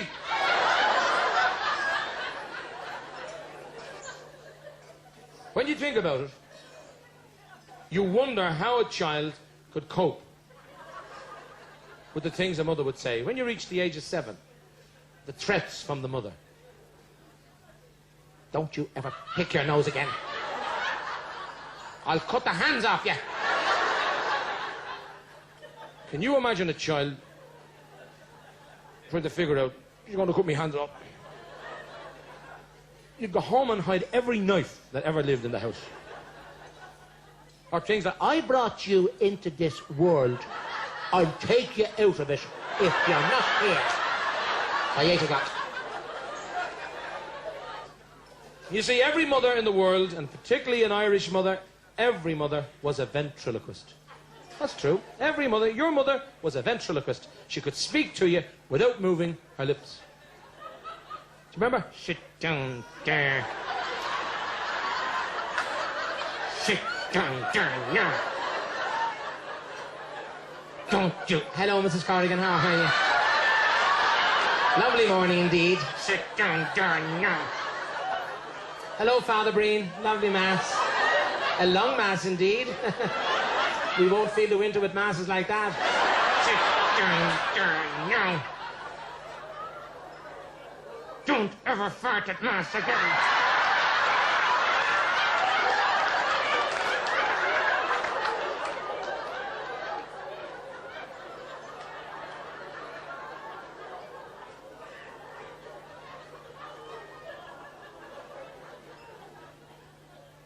One of the great things about Irish mothers, and I think it's widely known, is that now and again she would suffer from amnesia. She would suffer from a loss of memory. She would forget who her child was. Now, can you imagine a mother forgetting who this child that she brought into the world? Who do you think you are? My ma doesn't know who I am. She doesn't know me at all. Father following day, she'd forget who she was herself. That's true. My mother, God be with her, I often think about, she actually used to forget who she was. Do you know who you're talking to?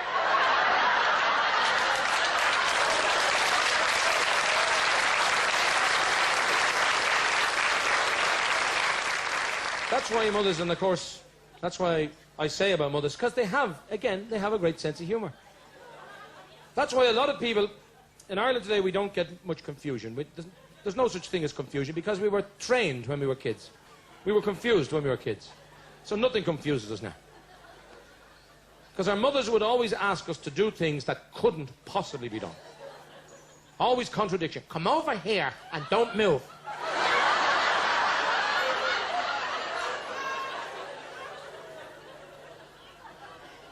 Shut your mouth and eat your dinner.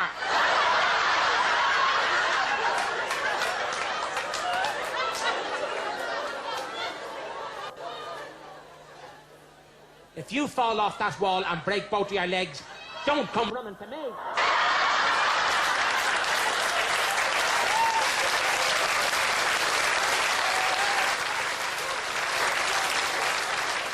You three are a nice pair. You've never come home last night till this morning. And you would have woke everyone up, only they were asleep. Now, if you're going to stay here, you'd better get out.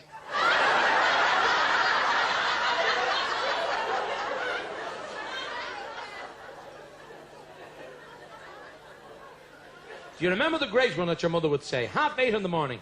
Look at the dirt behind your ears. Look at it. Look at it.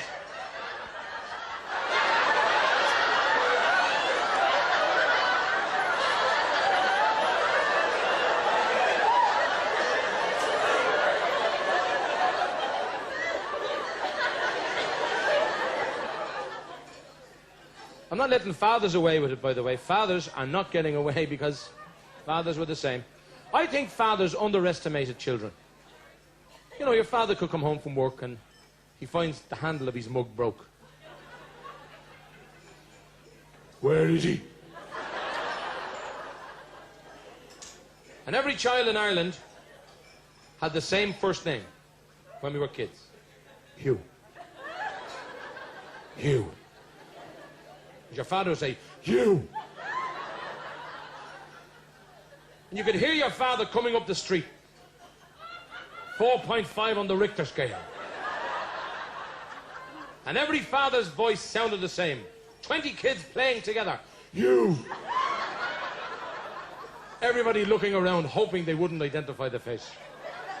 And the father would say, come over here till I knock your head off. What I'm trying to figure out is, did a father actually believe that a child would volunteer to come over and have his head knocked off?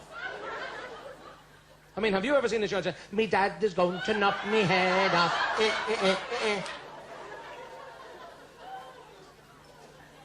But dancing in the 60s was romantic. Now, in the dance halls, there was no such thing as drink. There was no such thing as drink. You had to bring your own drink with you. In you. You had to be full on arrival. And a tradition in Dublin was that Dublin mothers always gave their sons onion sandwiches before they would travel to a dance. Now, there was a reason for this.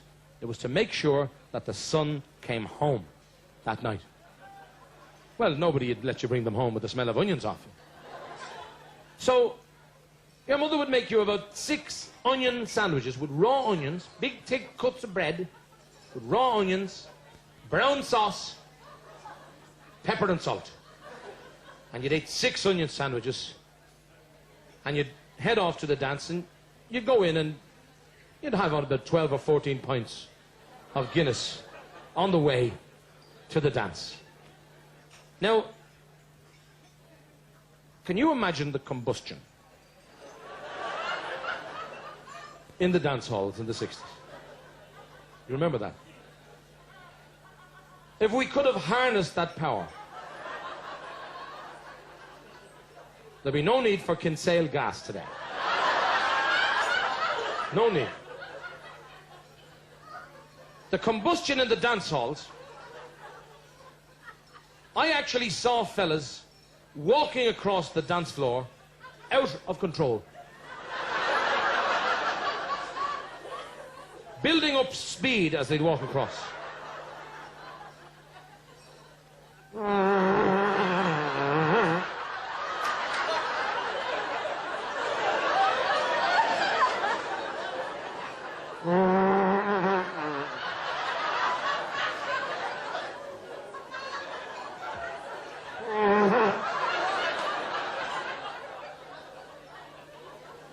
The Concorde had nothing on.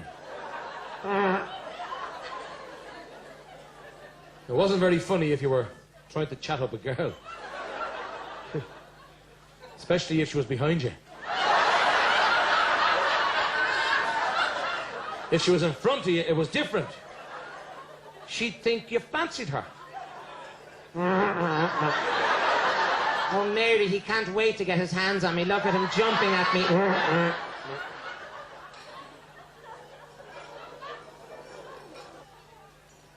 And then you'd see the girl of your dreams. Redhead. No hair, just a redhead. You'd look into her eyes and you'd say the magic words. Are you dancing? Oh my goodness.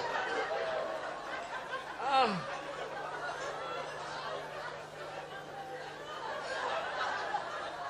I was just asking you a civilized question. I said, are you dancing? What do you think I'm doing? I'm holding down a loose floorboard, am I? You dirty-looking idiot.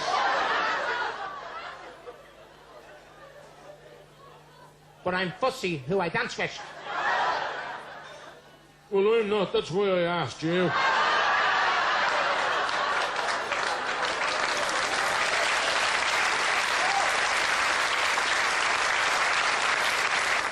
At an Irish wedding, there are speeches. I'm sure you're all familiar with the speeches that are made. First of all, you have the best man. Now, the best man can be macho, and he can be not so macho. He can be good-humoured, he can be dry, or he can be just himself. Thank you very much indeed, ladies and gentlemen. 1, 2. Testing, 1, 2. Thank you. 1, 2, 3. Thank you. 1, 2. Missus, get down off the cake. Get down. Thank you. Thank you very much indeed, ladies and gentlemen. Well, it's a great pleasure, of course, to be here today as the best man at this glorious wedding here today. Of course, the wedding of Kathleen and Cecil. And of course, we're all very grateful to be here today on this great occasion, and I'd like to thank you all for coming along today, indeed, at such short notice. Now, there's been a lot of talk about the reason why the wedding, of course, was brought forward today. And, of course, the bride and groom weren't too pleased with some of the things that they've heard about people today saying things out in the and said, of course, 1, 2, test it. They said that and someone said, people today said that the bride also. Testing 1, 2. And this is not true at all. No way is it true. It's just the way she was walking. And we're grateful that you all came along today from near and far, and in some cases even further. But we thank you all for being with us. We'll all miss the bride and groom when they leave the neighbourhood, Kathleen and Cecil. And Kathleen, of course, she'll be particularly missed when she leaves, of course, because she was always a popular sort of a girl, really.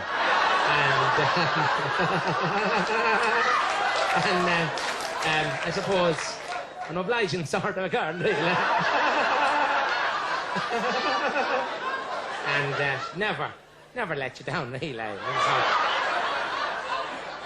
Sky was the limit, really. We'll all be sorry to see the back of her, but so to speak. But sure, what can I say? It's a great honour, of course, and honour is the reason we're here, really. Think about it. Honour. Well, she offered her honour, and he honoured her offer. And that's the way it was. Honour and offer. But,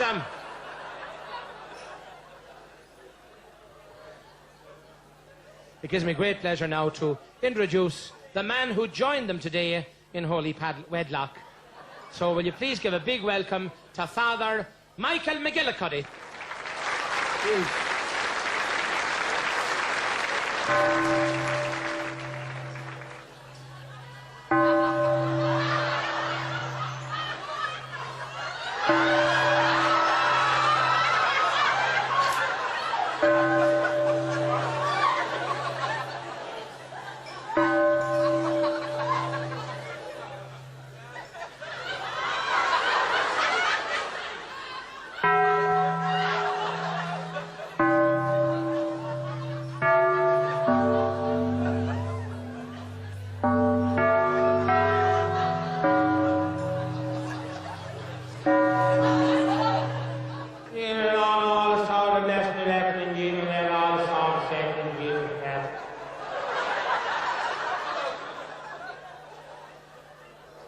Today was all set here.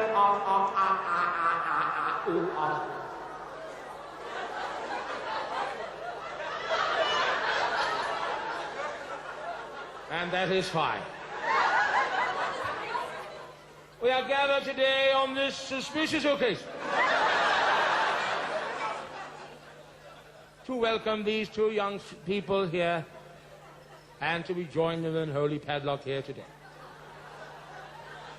Blessed is he who gets married in the nick of time. And blessed is she for remembering who he was.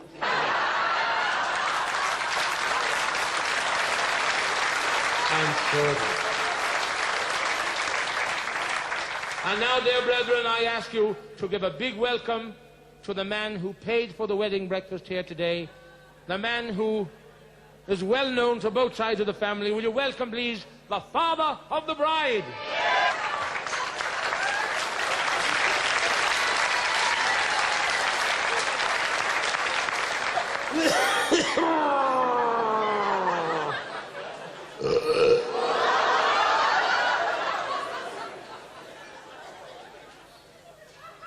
Norman.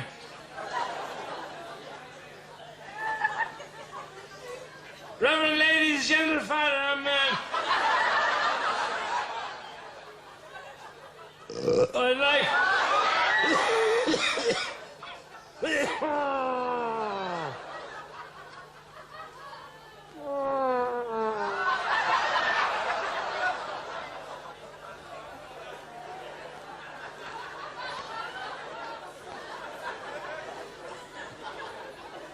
I'd like to welcome you all to the wedding reception on behalf of the bride and groom who got married today. You know what I mean? Today,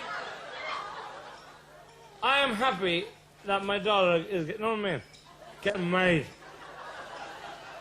I remember when she first came to me, and she said that she wanted to get married. I said, is it someone you know?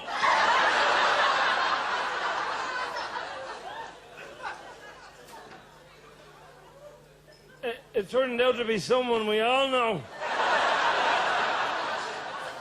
So he came around to my house, you know what I mean?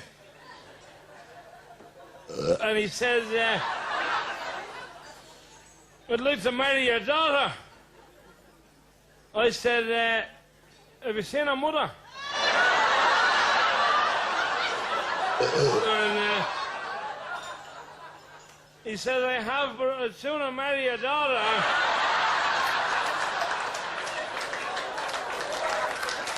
Which he did. Now, I'd like to thank everybody today who bought a gift. Everybody except for two who didn't bother their bother.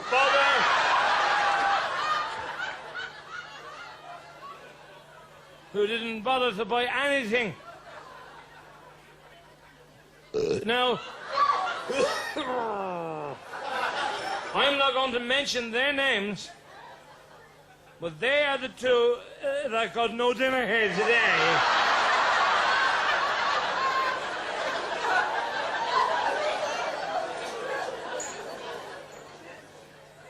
And they weren't on our side of the family either.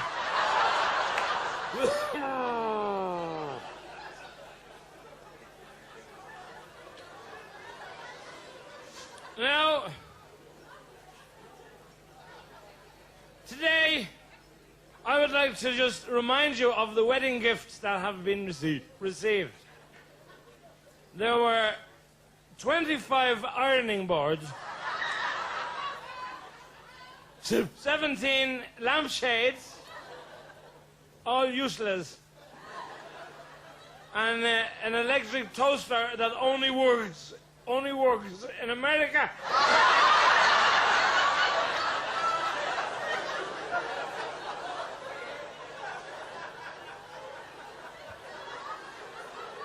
As I discovered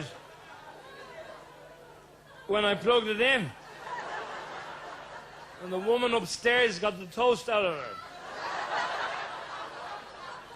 They also got a statue of the Child of Prague with the head missing off of it. And some smarter Alec, some comedian here, bought them a pram. A baby carriage. And had it delivered to the church.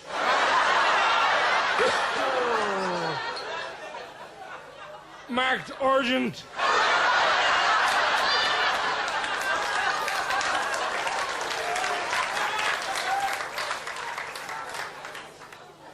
If I find out who he was, I'd like to help him to laugh it off in the intensive care unit in the county hospital.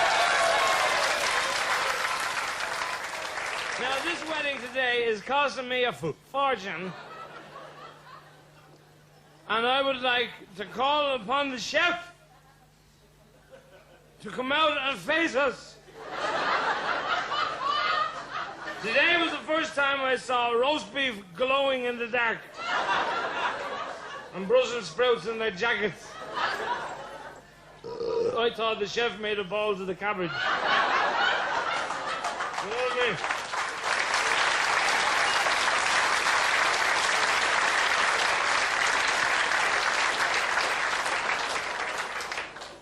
Now,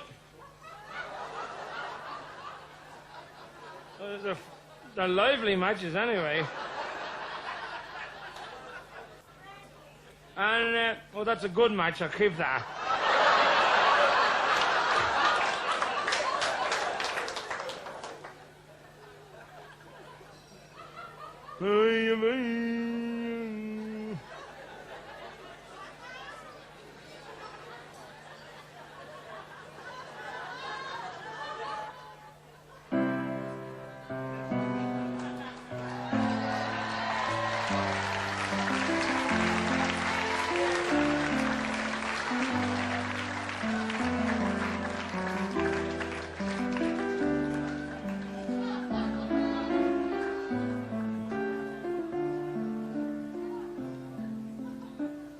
would like to single out the man who is now my son-in-law.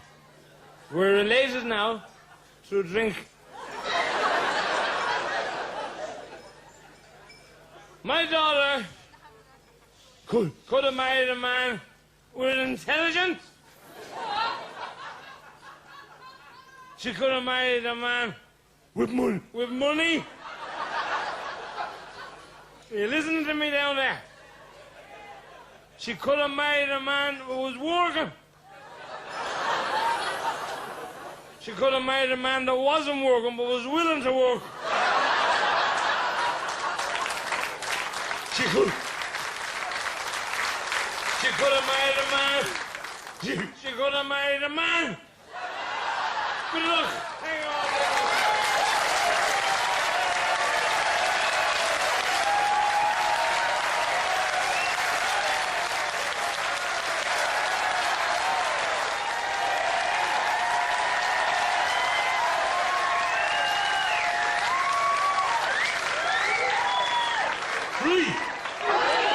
Now, Rui.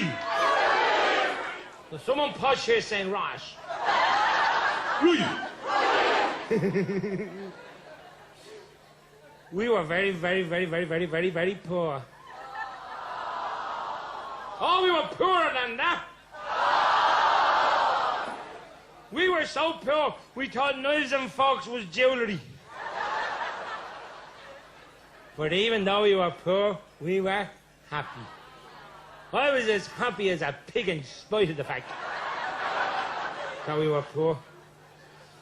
See, our street was very rough. Our street was so rough that the dogs used to go around in groups. And if you saw a cat with a tail, you'd say, that's a tourist.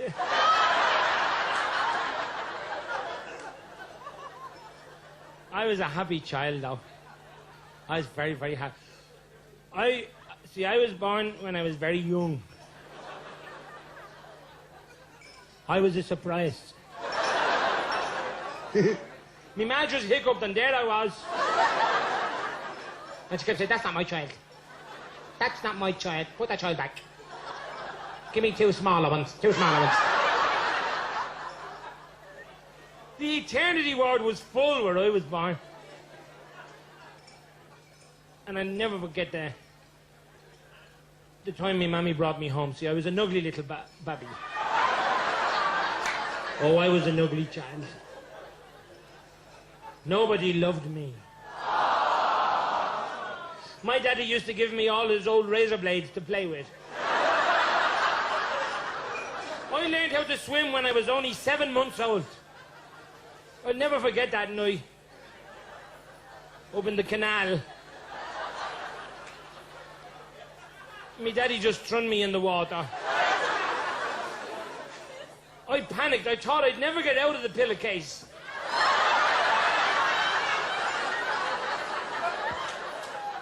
But I did. And I'll always remember there was a member of the Garda Síochána of Polis. And this policeman was passing by, and didn't he jump into the water? And didn't he bring me home on the carrier of his bike? And my mammy took me in and I was really wet. It took them nearly 5 hours to get me completely dry. I was terrified in the oven for that long.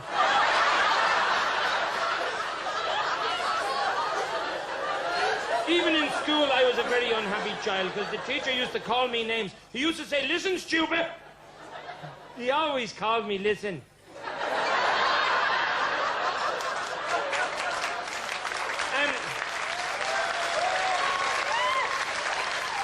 I remember making me confirmation. That was a very special day. I made me confirmation. And I had no clothes. My mammy could only buy me a cap. And she made me look out the window all day.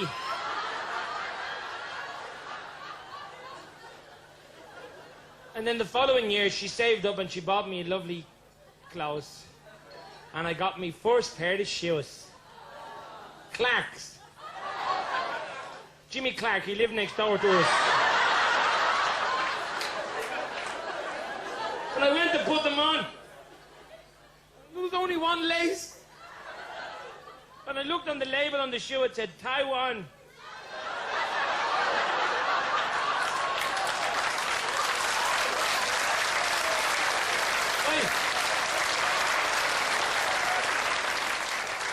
I made big confirmation, and my daddy brought me into the pub. And he shook me out on the counter. I'll never forget that. And I remember him saying to the barman, he said, there was a pint of stout and a club orange. And I said to him, I said, are you not having a drink yourself, Dad? You should have seen him hitting me on the back of the head with a stool.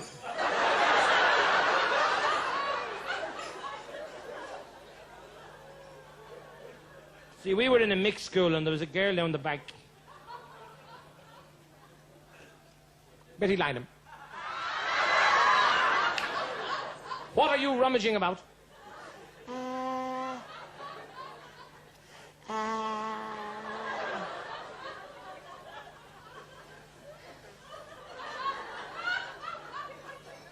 after having an accident.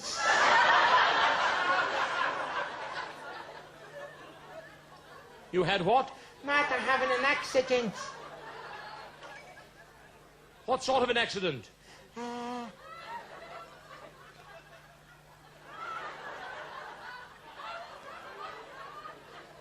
Louder. I'm after wetting my knickers. You did what? I'm after wetting my knickers. Underwear. Under there.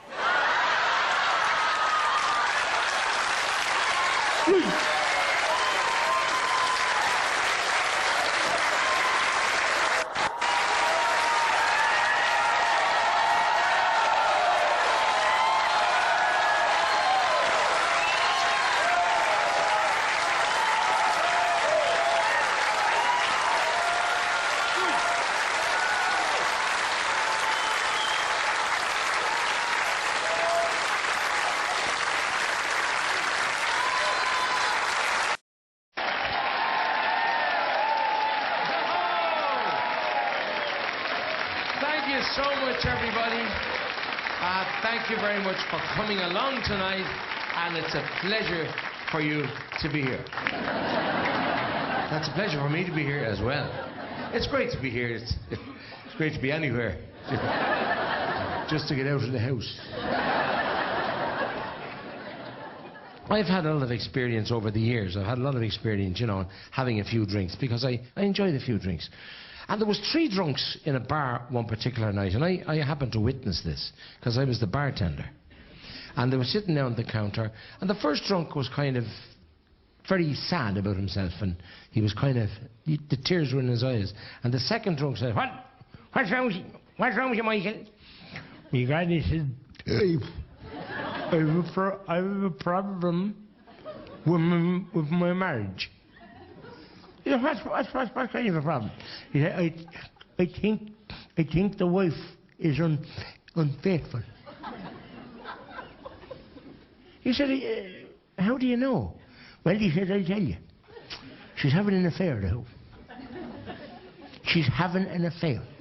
I came home from the pub the other night, and because when I walked into the bedroom, she was in the bed already when I got in, and when I came in, didn't I notice that she was having an affair with a plumber?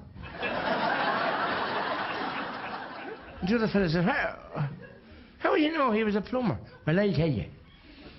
He said, you can figure it out yourself.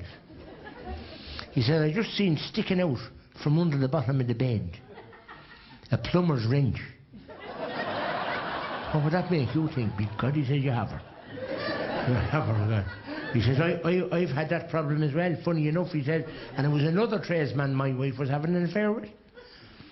And how did you discover it? Well, he said, I came home, he said, one particular night too, and because he said, I went into the bathroom and I went in to have a shave and a shower and a shave and a shower. And I noticed that the hot press was half open and half closed. And didn't I see a saw standing up in the hot press and a chisel at the bottom of it? He said, you have her. Definitely he's having an affair with a carpenter. And the third lad, listening to them, finished off his pint and jumped down off the stool and started to run towards the door. And they said, "Where are you going?" "Why, because," he said, "I'm going home." He said, "Because he's had me thinking now." And they said, "Well, what about you, Ned? Is your wife having an affair?" "Because," he said, "she is. And it's not a plumber she's having an affair with, and it's not a carpenter. My wife is having an affair with a horse." And they said, "What makes you think that?" "I tell you, you figure this one out." He said, "I come home the other night," he says, "and I was fairly scuttered, I have to admit. And he said, I walked into the bedroom, I took off my shoes, and I bent down to pick them up, and when I looked under the bed, didn't I see a jockey lying underneath the bed?"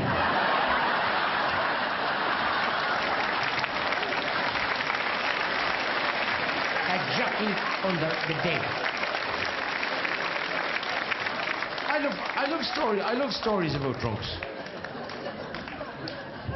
So they're on the way home. The other two lads are on the way home that night, and one of them kind of strays. Because when we leave a pub, we have a tendency in Ireland to lead each other home. And neither of us know where we're going. So this lad and he's walking by the church. And he decides going by the church, he'd pop in. And when he goes into the church, he heads over to the confession box. And he goes in, and he sits down inside the confession box. And he falls asleep. And he's in there snoring. And suddenly the priest came out. And the priest had been hearing a confession on the other side. And when he turned around and slid back the thing, he could hear the snoring. And the priest is kind of knocking. And the drunk was still asleep. And the priest went, and he knocked really loud. And the drunk woke up. "There's no point in knocking. There's no toilet paper in this one either."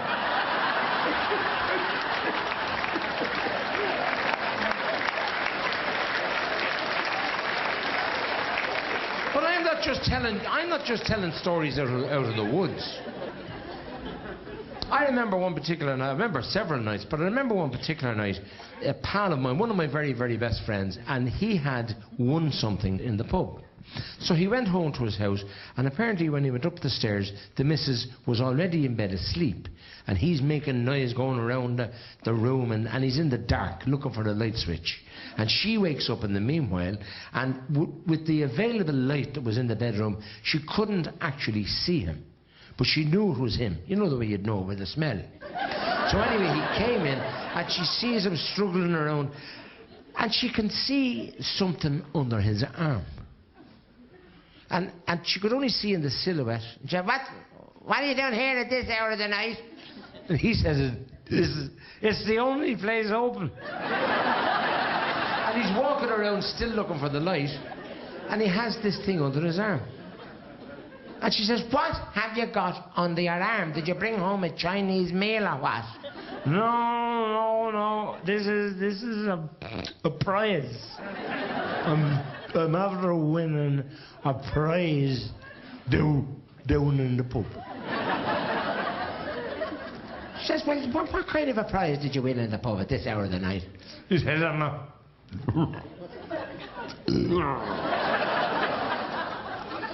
I'm after winning a duck. And suddenly she could see the head of the duck moving around. She says, "You're coming home at 3 in the morning and you're after winning a duck in the pub."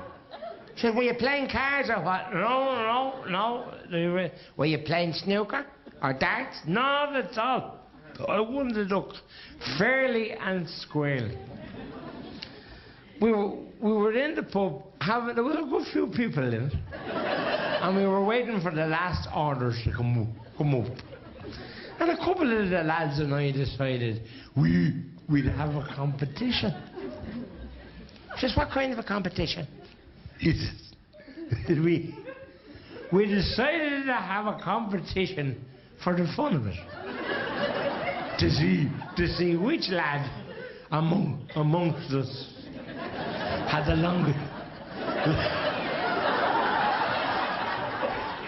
To see which which of us had the longest will? to see which lad had the longest. Willie. And she sat up in the bed. She says, "Oh, sacred, merciful hour of the night. You made an exhibition of me. Just don't stand there and tell me that you showed all that's sacred. Don't tell me you showed all that's sacred amongst us in our marriage to a crowd of drunks." And he says, no, not at all. Just enough to win the duck.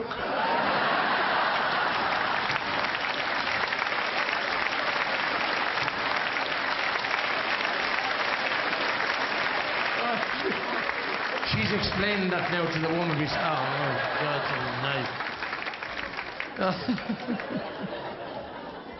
I have a wonderful Uncle Tim, ladies and gentlemen, and this man will be well up into his 80s. And recently he was having problems with his feet. And they brought him over to the doctor, and he got out of the car, and he's making his way into the doctor's surgery like this, you see. And as he was walking into the surgery, he met a nun coming out. And this reverend nun coming out was in tears. The tears were flowing down her cheeks, and he couldn't figure out what was wrong. And he kept walking in towards the doctor, sitting at the desk. And as he walked in, the doctor says, "Gout!" "Jesus, I just come in. I just come in." No, said the doctor, come in. He says, "You have gout." No, he said, "Sit down there." This is a very clever doctor. He could tell in advance. And he said, you have gout. He said, "Sit down there and tell me about yourself, Tim. You haven't been with me for a while." He got, "I haven't." He said, "I haven't, no." He said, "By the way, doctor," he says, I'm after meeting a nun coming out of your surgery, and the poor devil was crying, and the tears were rolling down her face." He says, "Do you mind me asking you what was wrong with her?" And the doctor kind of laughed, and he says, "Well," he says, "to be honest with you, Tim," he says, "I've just told her she was pregnant." And Tim says, "Because, and is she pregnant?" "Not at all," says the doctor, "but it cured her hiccups." And the doctor was looking at him, and he was trying to weigh him up. And he said, "Tim," he says, how was your health in general?" He says, "Is there anything bothering you?" "Well," he said, "to tell you the truth, doctor, there is." He says, I'm having a bit of a personal sort of a problem, and it's given me a bit of trouble. And the doctor says, "What kind of a personal problem?" "Well," he says, "I'm having a bit of trouble down that way." And the doctor says, "Down which way?" He says, "Down, I'm having a bit of trouble with the bargain basement, you know. I'm finding that, he's not as lively as he used to be." But the doctor says, "Well," he says, "tell me about it." He says, what do you think the problem is?" "Well," he says, I'm not knocking the sport out of him as I used to do, you know. I think my sex life has gone off a bit." Well, he says, "Okay," he says, "well, let's figure it out." He says, "First of all, Tim," he says, can you describe the symptoms?" "Well, because I can," he says. They're the yellow cartoon family that they be on the television. Marge and Homer and Bart and all them." He said, "Not the Simpsons, you idiot." He says, "Describe," he says, "what the problem is." "Well," he says, I'm just not happy with the way it's going." The doctor says, "Fair enough," he says. "Now," he says, "how is your libido?" "Well," he says, "to tell you the truth, it's an old Mondeo I have. And I've had it for the past 25 years. It never gave me any trouble at all. I never bothered with them Japanese cars at all." Doctor said, "Hold on for a second," he says, "just describe to me," he said, when did you first notice that your sex drive was gone? Well, he says, twice last night and 3 times this morning. So he says, well, look, he says, Tim, I'm going to prescribe something for you. And he says, you can go along to the chemist and get sorted out. So he wrote out the prescription, as doctors do in Latin. And he gave it to him, and Tim went down to the chemist. And when he went into the chemist, he gave it to a very pretty assistant who was behind the counter. And he gave her the prescription, and she had a look at it, and she had a look at him, and she had a look at the prescription again. And she said to him, she said, sit down there for a minute. And she went inside, and she came back out to him with a packet inside in a bag, you see? So he opened up the bag, and he noticed that while he was opening the bag, some of the other assistants were in behind looking out at him. And when he took out the little box, it was a little box of Viagra. The Viagra tablets. Look at all the lads. Look. All the lads, you know, I wonder what they are. You're not cutting me, lads. You know blooming well what they are. You do. They're the little blue tablets in the pack of 4. But no. I just said that some of the lads in the band were telling me about it earlier. And he couldn't believe it. And he went straight back into the doctor. And he was so furious. He was annoyed. And he kind of walked in. He forgot he had the gout at all. You know, come here, he said, who you lug you? Are you trying to make a gombeen man out of me or what? And the doctor says, what's your problem? He said, well, yeah, he said, I went up to the chemist, and because I gave in the prescription, and they hand me out a box of Vigoraya. And the doctor says, well, that's correct. He says, this is not a joke. He says, that's what I prescribed. What? He said, sure, it's gout I have. And the doctor says, that's correct. And he said, that's why I prescribed Viagra.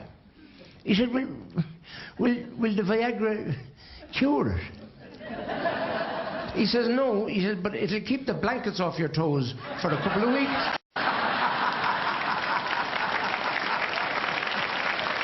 Oh, dear goodness me.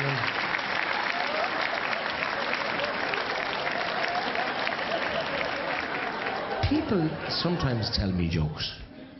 You know, you go into a bar, you're probably going in, you might even be only going in for a cup of coffee, and there's a fella, I have a good one.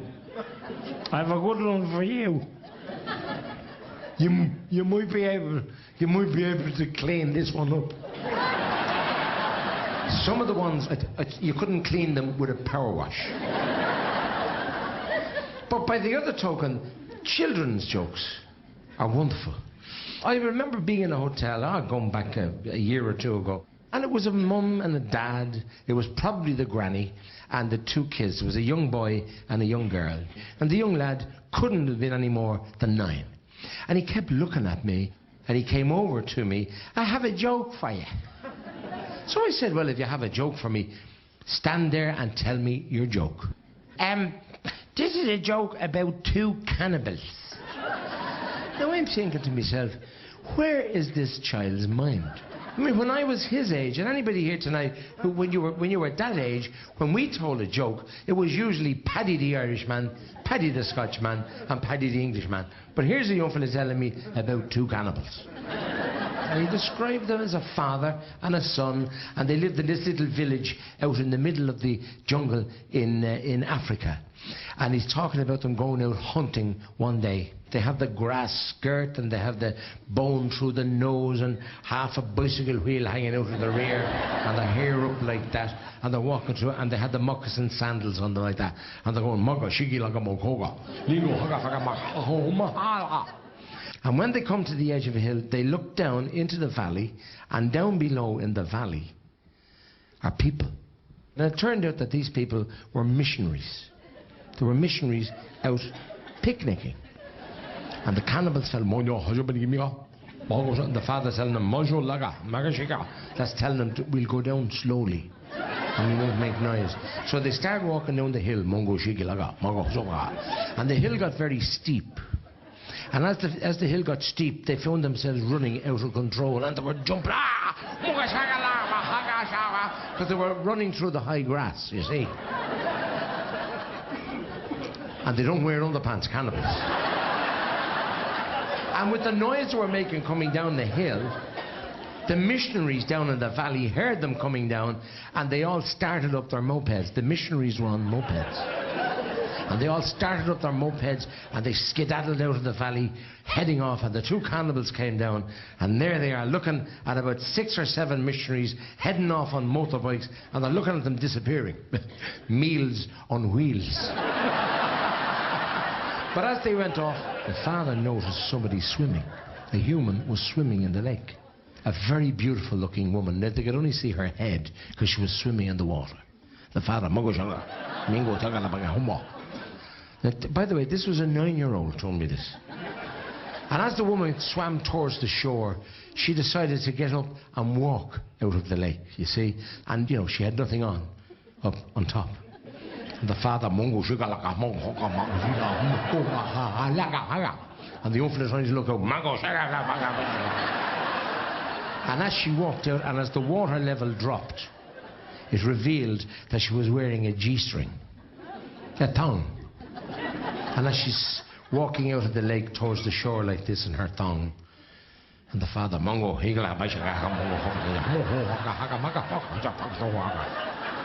the uncle is in there, and they're waiting to ambush the woman coming towards them.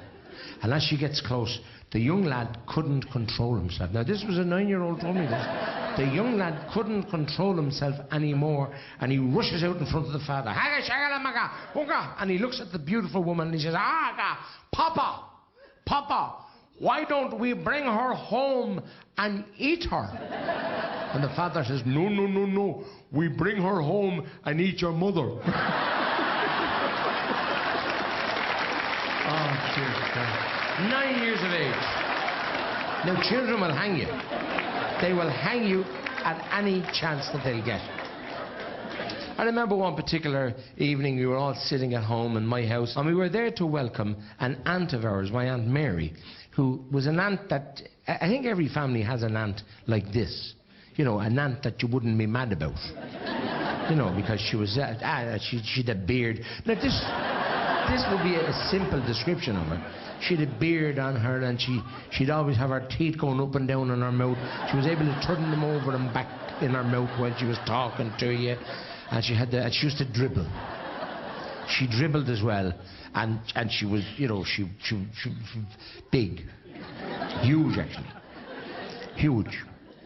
It was like looking at 2 bald-headed convicts trying to break out of prison. That's what it was like. And the kids, my own children, used to dread when she came, because she'd always want to hug them, and she'd nearly smother half of them. And then when she'd have them nearly smothered, she'd be drowning them with the spits.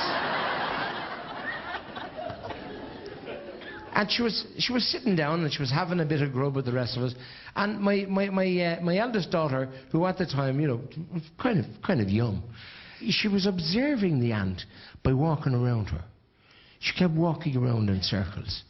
And the aunt said to her, she says, what are you looking for? And my daughter said, I want to see your other face. And the aunt says, what do you mean, my other face? Well, she says, Mommy and Daddy always say that Auntie Mary is two-faced.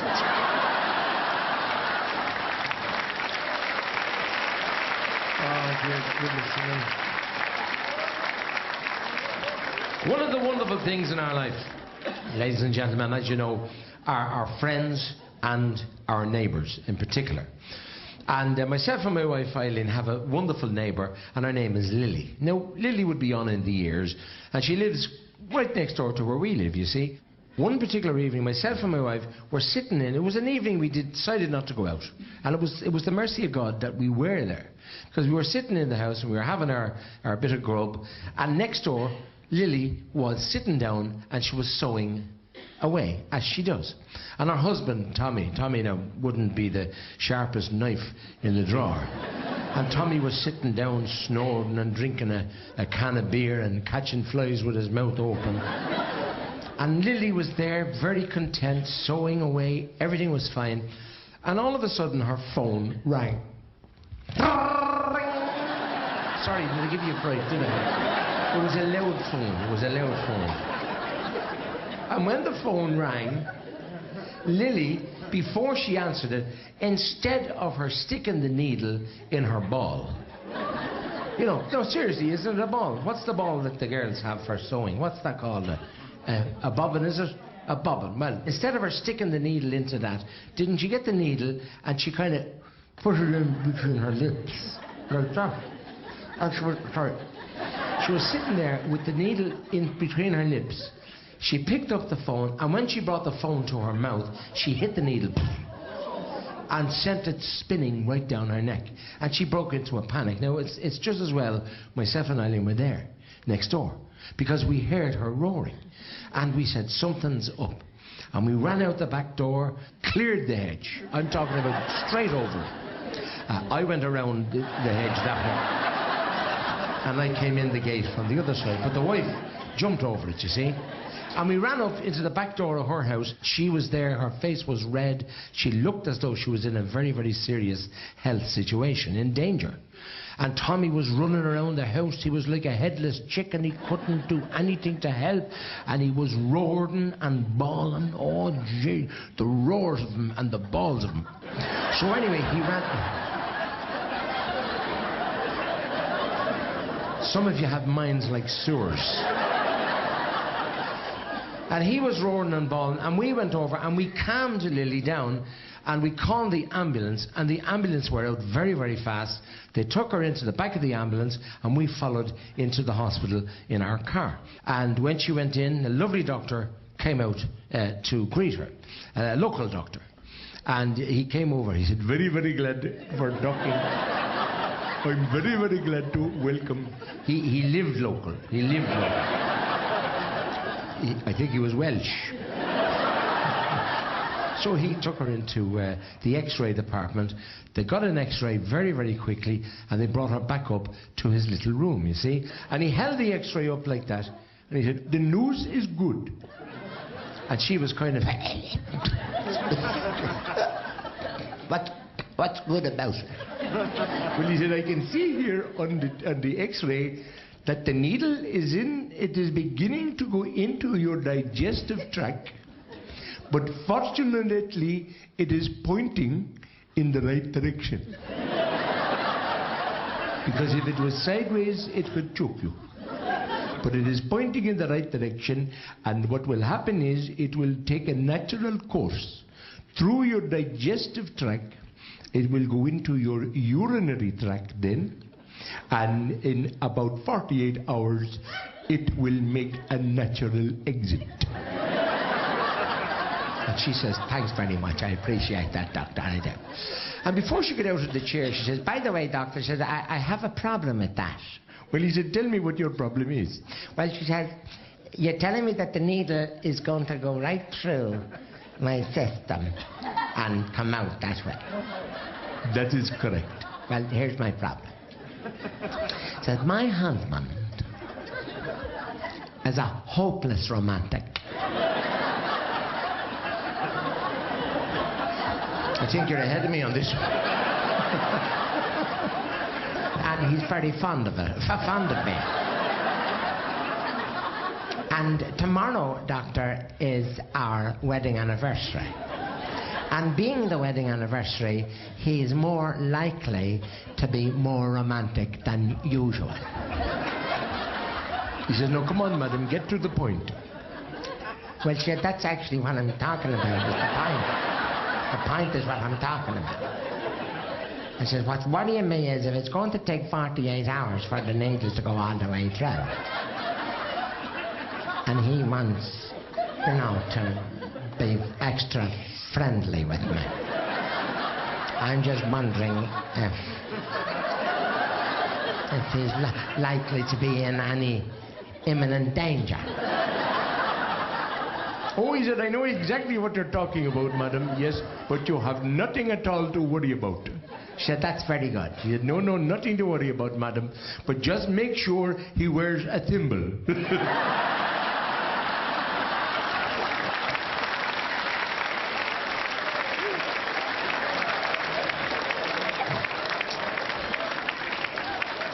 You couldn't make it up. Woman down there. Are you laughing or crying, ma'am? Look at her. She's wiping something anyway, that's for sure. Does anybody here tonight work in the county council? Do you see what I mean? Nobody works in the county council. Nobody. And I've been seeing them all through my years travelling around the length and breadth of this country. I've seen them as you travel the roads. You'll often see the county council worker standing at the side of the road in the high-vis jacket and he breastfeeding his shovel. Did you ever see them at that, did you? I had a particular incident and I was coming down from Galway to Shannon Airport. And I came around this bend. Now, I was fairly clipping along, to be honest with you. I was within the speed limit. Just. And when I came around this bend, the stop-go man was in the middle of the road like that. I could see the green sign up and I said, thanks be to God. But you know what? This fellow was a sleevine when I think about it. I wasn't 30 yards from him and the next minute... He turns around. Stop. And I stood on the brakes. And I barely stopped the car in time. And him grinning like a Cheshire cat. Big grin. So I stopped in the car and I tried to get my nails off the steering wheel and get my head out of the windscreen. And I looked back at the guy with the stop-go and he kind of done that to me.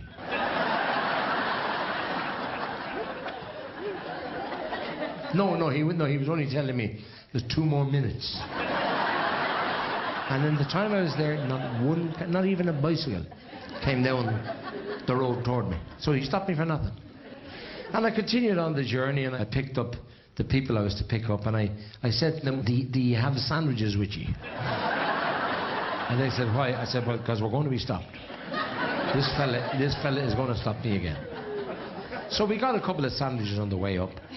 And sure enough, when we came around the bend from the other side, we came around and there was the guy. Only this time he hadn't time to stop me. I was all ready to stop. And he held it up like that. And I came to a halt and I annoyed him. I turned off my engine. As if I was expecting it. And I started having the sandwiches and we had the flask. And he's looking at me like that. And I kind of smiled at him out the window and I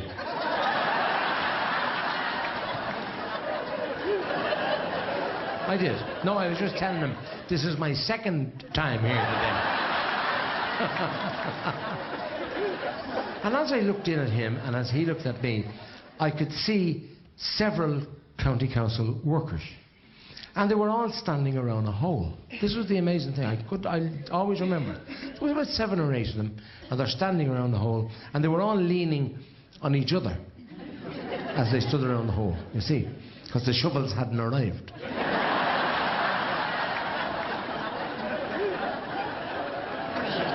And then I hear, it was like the Vienna Boys Choir. Happy birthday to you, happy birthday to you. And I said to the foreman, I said, excuse me, I said, whose birthday is it? He said, the whole. It's a year old today. And the lads are thinking of filling it in for his birthday.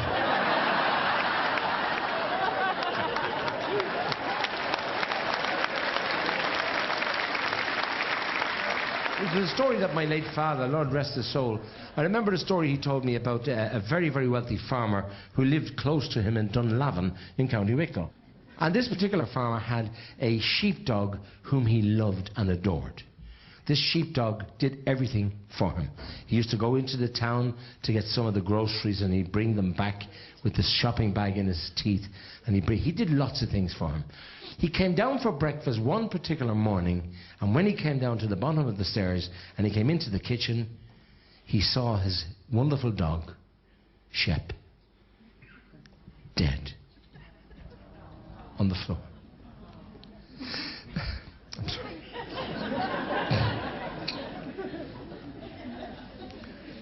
And Shep was lying dead on the floor, and he immediately said a couple of prayers for the dog, and he moved him gently over to the side. And being a man with lots of money, he decided the best thing he could do was to make sure that this dog had a proper burial. And he called the local undertakers, and he said to them, he said, "This is Farmer Brown here." He says, "My dog, Shep, has just died, and I wish to bury him properly, and I would like you to make him a beautiful casket of oak." And they made the most beautiful casket in double quick time. And they came out and they put the dog into the casket. Farmer Brown went out and he got into his car and he drove into the village. And he called into Father Breen in the church in the village. And he says, "Good morning, Father." And the father says, "Good morning. It's great to see you, Tom. What's your problem?" He says, "Well," he says, "my dog Shep has died." "Oh, goodness me," says the priest, "that's shocking. That's a terrible loss to you." He said, "It is." And he says, I'm heartbroken for him. And he says, "I'm wondering, Father, if you'd be kind enough to offer the 11 o'clock Mass on Sunday for his repose." And the priest stood back and he says, "Well," he says, "Tom," he says, this is the Catholic Church." He says, "Goodness me," he said, "I'd like to help you." And he says, "We'd love to do something like that for you." But he said, "That would be a sacrilege for us to offer up a Mass for a dog. I'm sorry, Tom," he says, "there's no way I could do this for you." Because he says, I'm very disappointed." Well, he said, look, Tom," he says, "I tell you," he said, "there's a new religious sect in the neighbouring town about 5 miles away, and he said they've just started gathering a congregation, and he said, I'm sure that the minister over there, they're up to all kinds of stuff, and I'm sure the minister over there would offer some kind of a service for your dog."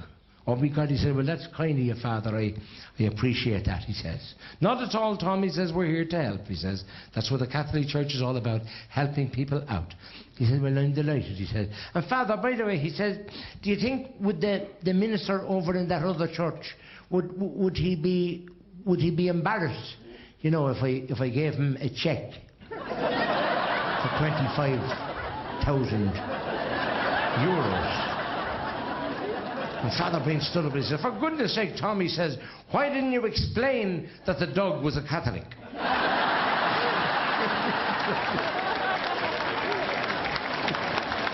This is why we have to always relate to stories we hear between ourselves. My pal, Eddie, he got a phone call at about 11 o'clock one night. He was sitting down watching the TV, and the phone rang, and Eddie picked it up, half asleep.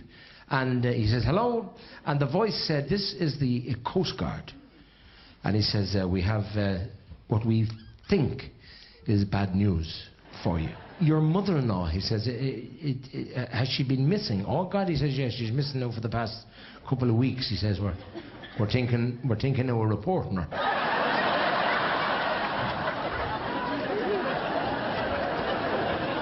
He says, "I'm thinking now," he said, "I'll have to inform the guards. I'm going to write to them tomorrow." And they said, "Well, there's no need to write to the Garda." Said that we've actually found her. We found her body washed up on the beach, and Eddie was... They said, "Well, that's the situation with her." When we found her, we noticed that there were 6 lobsters clinging to her body. She'd possibly been there for 2 or 3 days. Because he says, "How many?" 6. There's 6 lobsters clinging to her body. And they said, "We'd just like to know what we should do." And I tell you now, Susie, keep 3 for yourselves.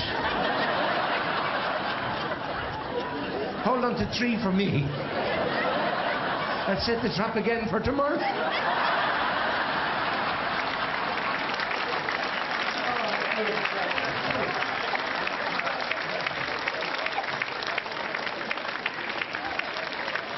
It should not be allowed. That's why, ladies and gentlemen, that's why all the local stories are the very finest. As a matter of interest, I want to just say to you here tonight, I was reading up in an article recently in Ireland's Own. You all know Ireland's Own? Beautiful Irish magazine. And I was reading in this particular article something that startled me when I read it. that 1 in 3 Irish people today, this very day, 1 in 3, which scared me. Because if it was 1 in 100, or maybe 1 in 1,000, you could live with that. But 1 in 3 of us, and I'm only quoting what I read in the magazine, it said that 1 in 3 people in Ireland today is a gobshite.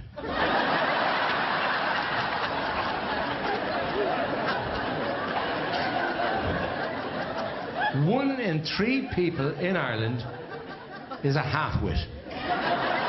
That's very scary. So what I'd like you all to do here tonight is to have a good look at the person on your left. Don't make it obvious. Don't make it obvious. Just have a good look at them and then casually turn around to the person on your right and have a look at them. And the point I'm making is, if they both look okay to you,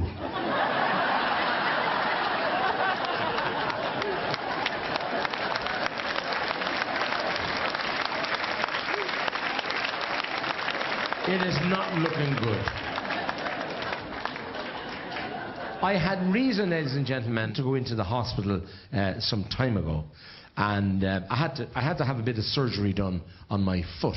It was a kind of an emergency job, you see, and they brought me in and they wheeled me into the toll booth, as I call it in an Irish hospital. As you come to A&E, there's a toll booth, and you have to pay in.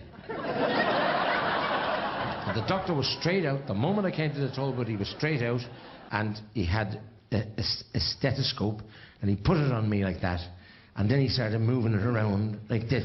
He nearly broke my ribs.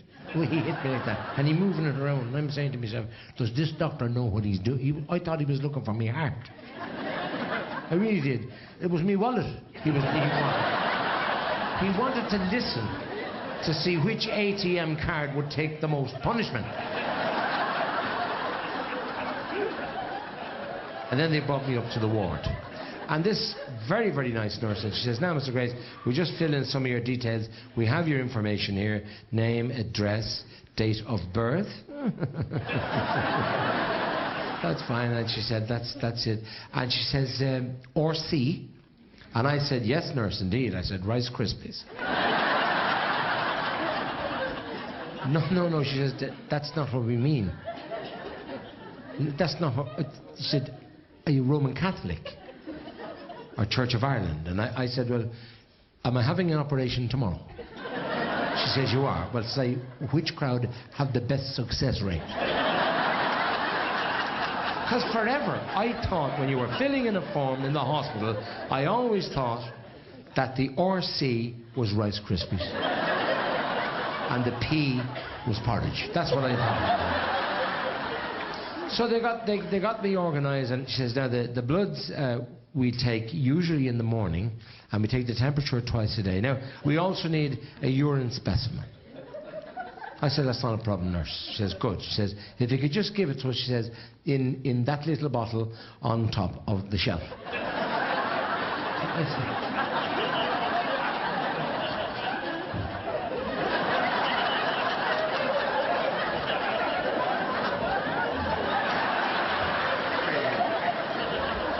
I said, from here?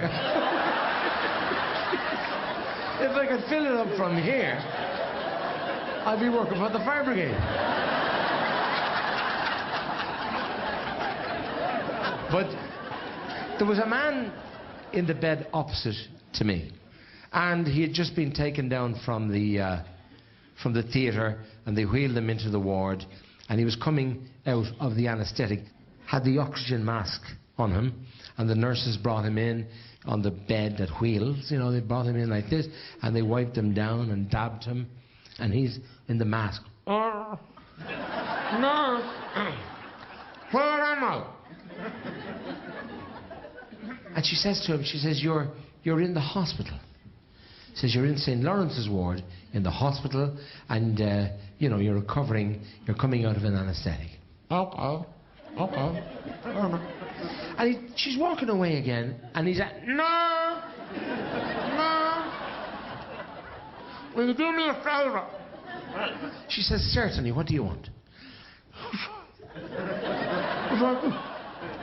Are my testicles blocked?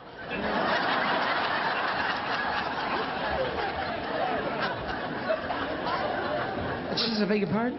Now, bearing in mind that this was a mixed ward, a lot of the women heard what he'd said, so they were kind of leaning out of the bed to look. And the nurse said, what did you say? Well, have a look and tell me, are my testicles blocked? And there was one woman in particular, and God love her, she had something on her back, and she was leaning out of the bed like that. She went out on the traction all the way down the side of the bed to look out.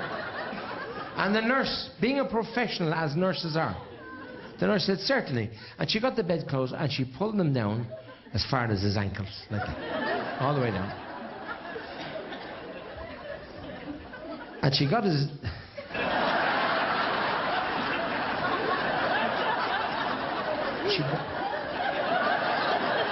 Will you let me finish? She got his hospital gown.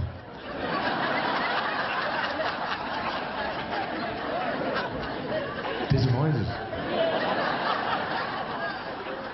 And she started to raise it up to have a look.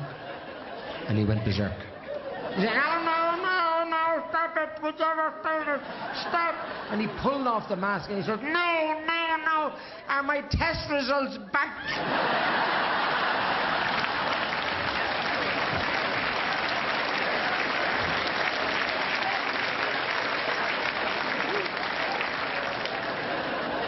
I was probably only there for a day when I had my first visitor. And I don't want anybody here tonight to think that I'm name dropping. But the first person into the hospital to see me was Daniel. And Daniel came in, and he didn't come into the ward. He appeared. He just all of a sudden was there. There was a haze, and when it cleared, Daniel was there. And Daniel came over to me. He says, "Och, how are you?" "Och, how's me old pal?" I said, "Daniel, I don't believe it." I said, "Och," I said, "I had to come up and see you. I figured you might like a companion to sit with you for a while for a wee chat." And I decided I'd have a wee chat and maybe sing a song or two for you. And then I broke down.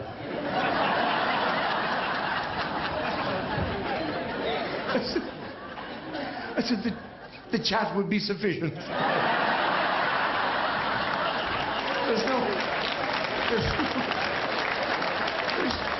There's no singing allowed in the ward. And he brought me up something, and in fairness, it touched me. A bottle of apple juice. And I said, "That's thoughtful of you, Daniel. I just wanted you to have it." And while I was talking to him, I was looking at the bottle, and I look up at the shelf.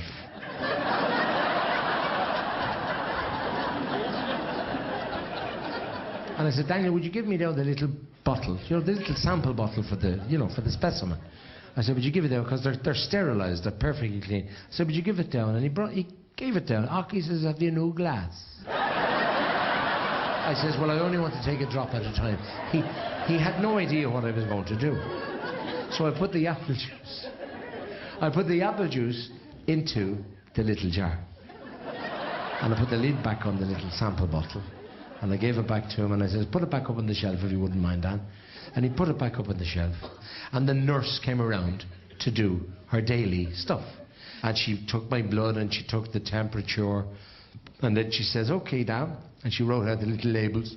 "Now," she says, "Mr. Grace," she says, "did we go yet?" And I says, "Actually, we did."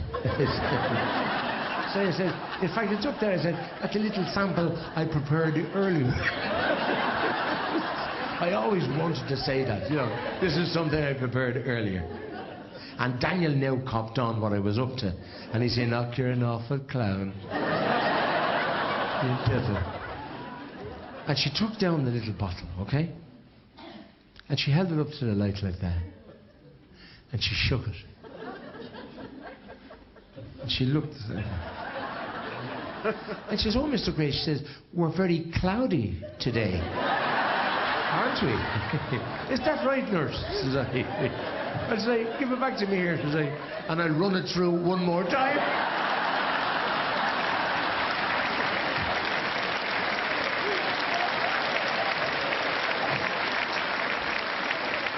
Are you having fun, are you? I'm delighted you came along tonight. Imagine if you didn't come along tonight, I'd be up here like a gum. On my own. But in all my years, ladies and gentlemen, in show business, it may look like a one-man show. But I've had a friend and a companion who has been at my side for almost all of those years.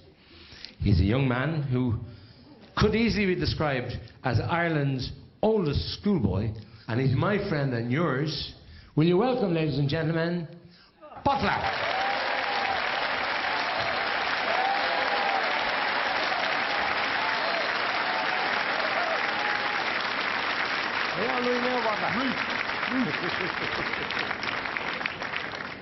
And when I was a little girl, when I was a little boy, when I was a small little boy, I got no love. Imagine I got no love. I came home from school one day and I was very late getting home. And my dad said to me, why are you late coming home from school? It's nearly 6 o'clock in the evening. And I said, Dad, it's because I was kept back at school for 2 hours extra. And he said, why were you kept back for 2 hours? I said, Dad, because the boy in the desk beside me was smoking. He said, well, if he was smoking, why did he keep you back? Because I'm the one that set him on fire.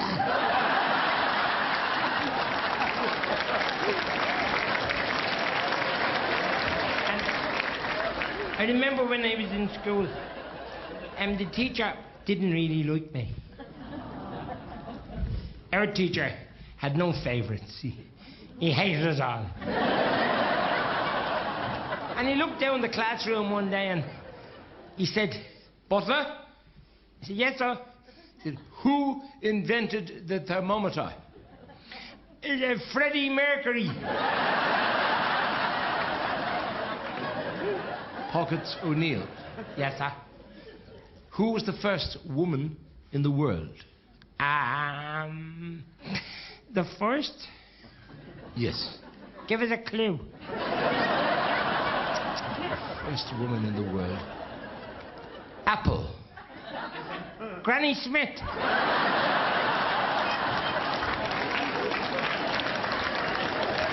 No, the first woman in the world was Eve. Why was the apple a clue? Well, Eve, the Garden of Eden. Oh, right. Yeah. Now, it's a 3-part question, and you have to answer each part in order to win the prize of a bag of sweets. Okay, sir. Now, you've answered the first one with a little help from me. The second part of the question is, who was the first man and woman in the world? Eve and Adam. Adam and Eve. Correct. That's 2 questions down and 1 to go. Ooh, I'm looking forward to the bag of sweets. Okay, the third question is, what was Eve's first words to Adam? That's a hard one. Correct.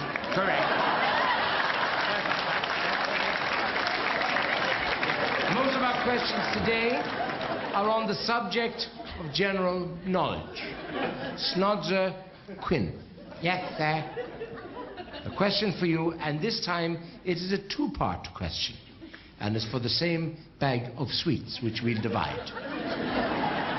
Okay. Okay, sir. 2-part question. A 2-part question. All right, sir. Sir, could you do me a favour? Could you ask me the second part of the question first? Well, if that's what you want. Yeah, I'd love that. I love a challenge. Okay, the second part of the question for the half a bag of sweets. In what year did he die?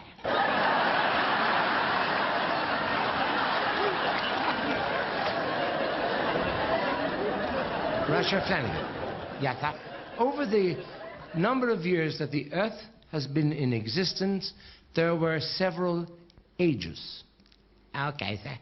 Could you name them? Could you give me a clue? Cement? The Stone Age. Okay. And give me another age. The Bronze Age. That's correct. Anything else? And the Ice Age. Lovely. And any more? Yeah, the Sausage. Pockets Finnegan. Yes, sir. Where are the Andes? At the end of the wristy. Get out from line. Out. And boy, here, what is the difference between a buffalo and a bison?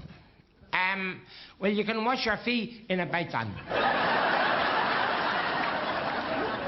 Out. Razor O'Keefe. Yes, sir. What can you tell us about Damascus? It kills 99% of all household germs.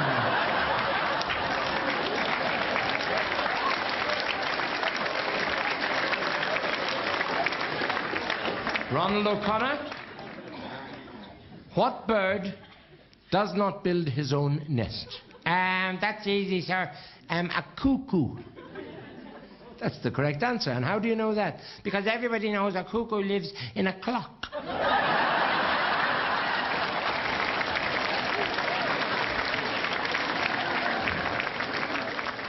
Pockets, you were late for school yesterday. You didn't come in till 11 o'clock. Yes, sir. I had a problem. I had a problem yesterday. My poor granddad got burned. Oh, I'm sorry to hear that. Was he badly burned?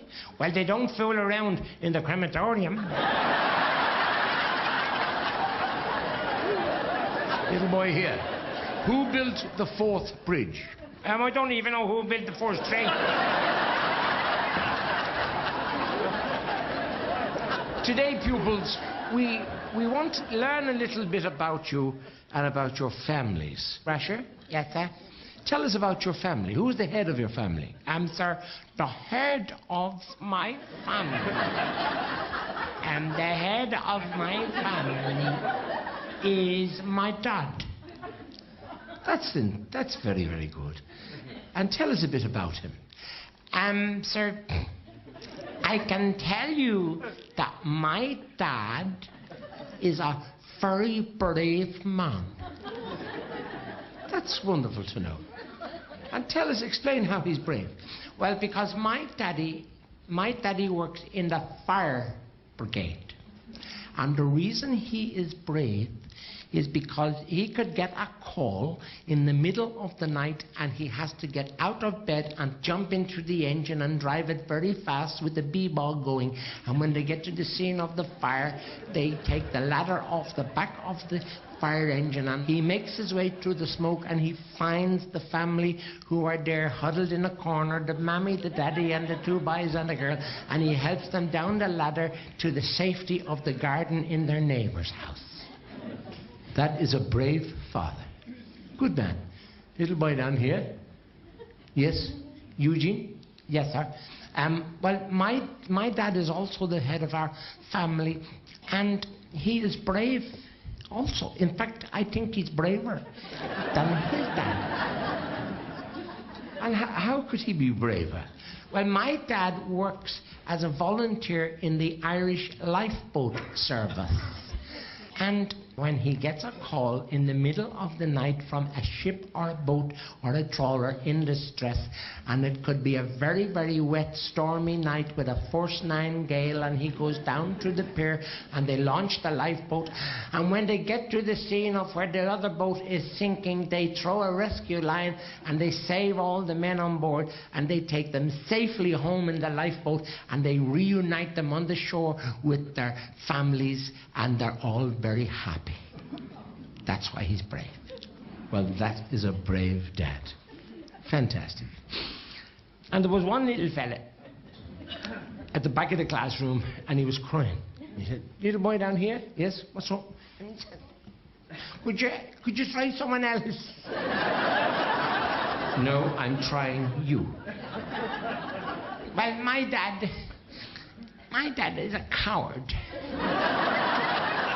That's not a nice thing to say about your father. "No, my dad is a terrible coward, and I'll tell you why. Because last summer, when my mommy went away with the ICA for the long weekend to Donegal, my daddy was a coward." "Why?" "My daddy was afraid to sleep on his own. And he had to get the woman next door to come in and sleep with him in the house, and that's why my daddy is a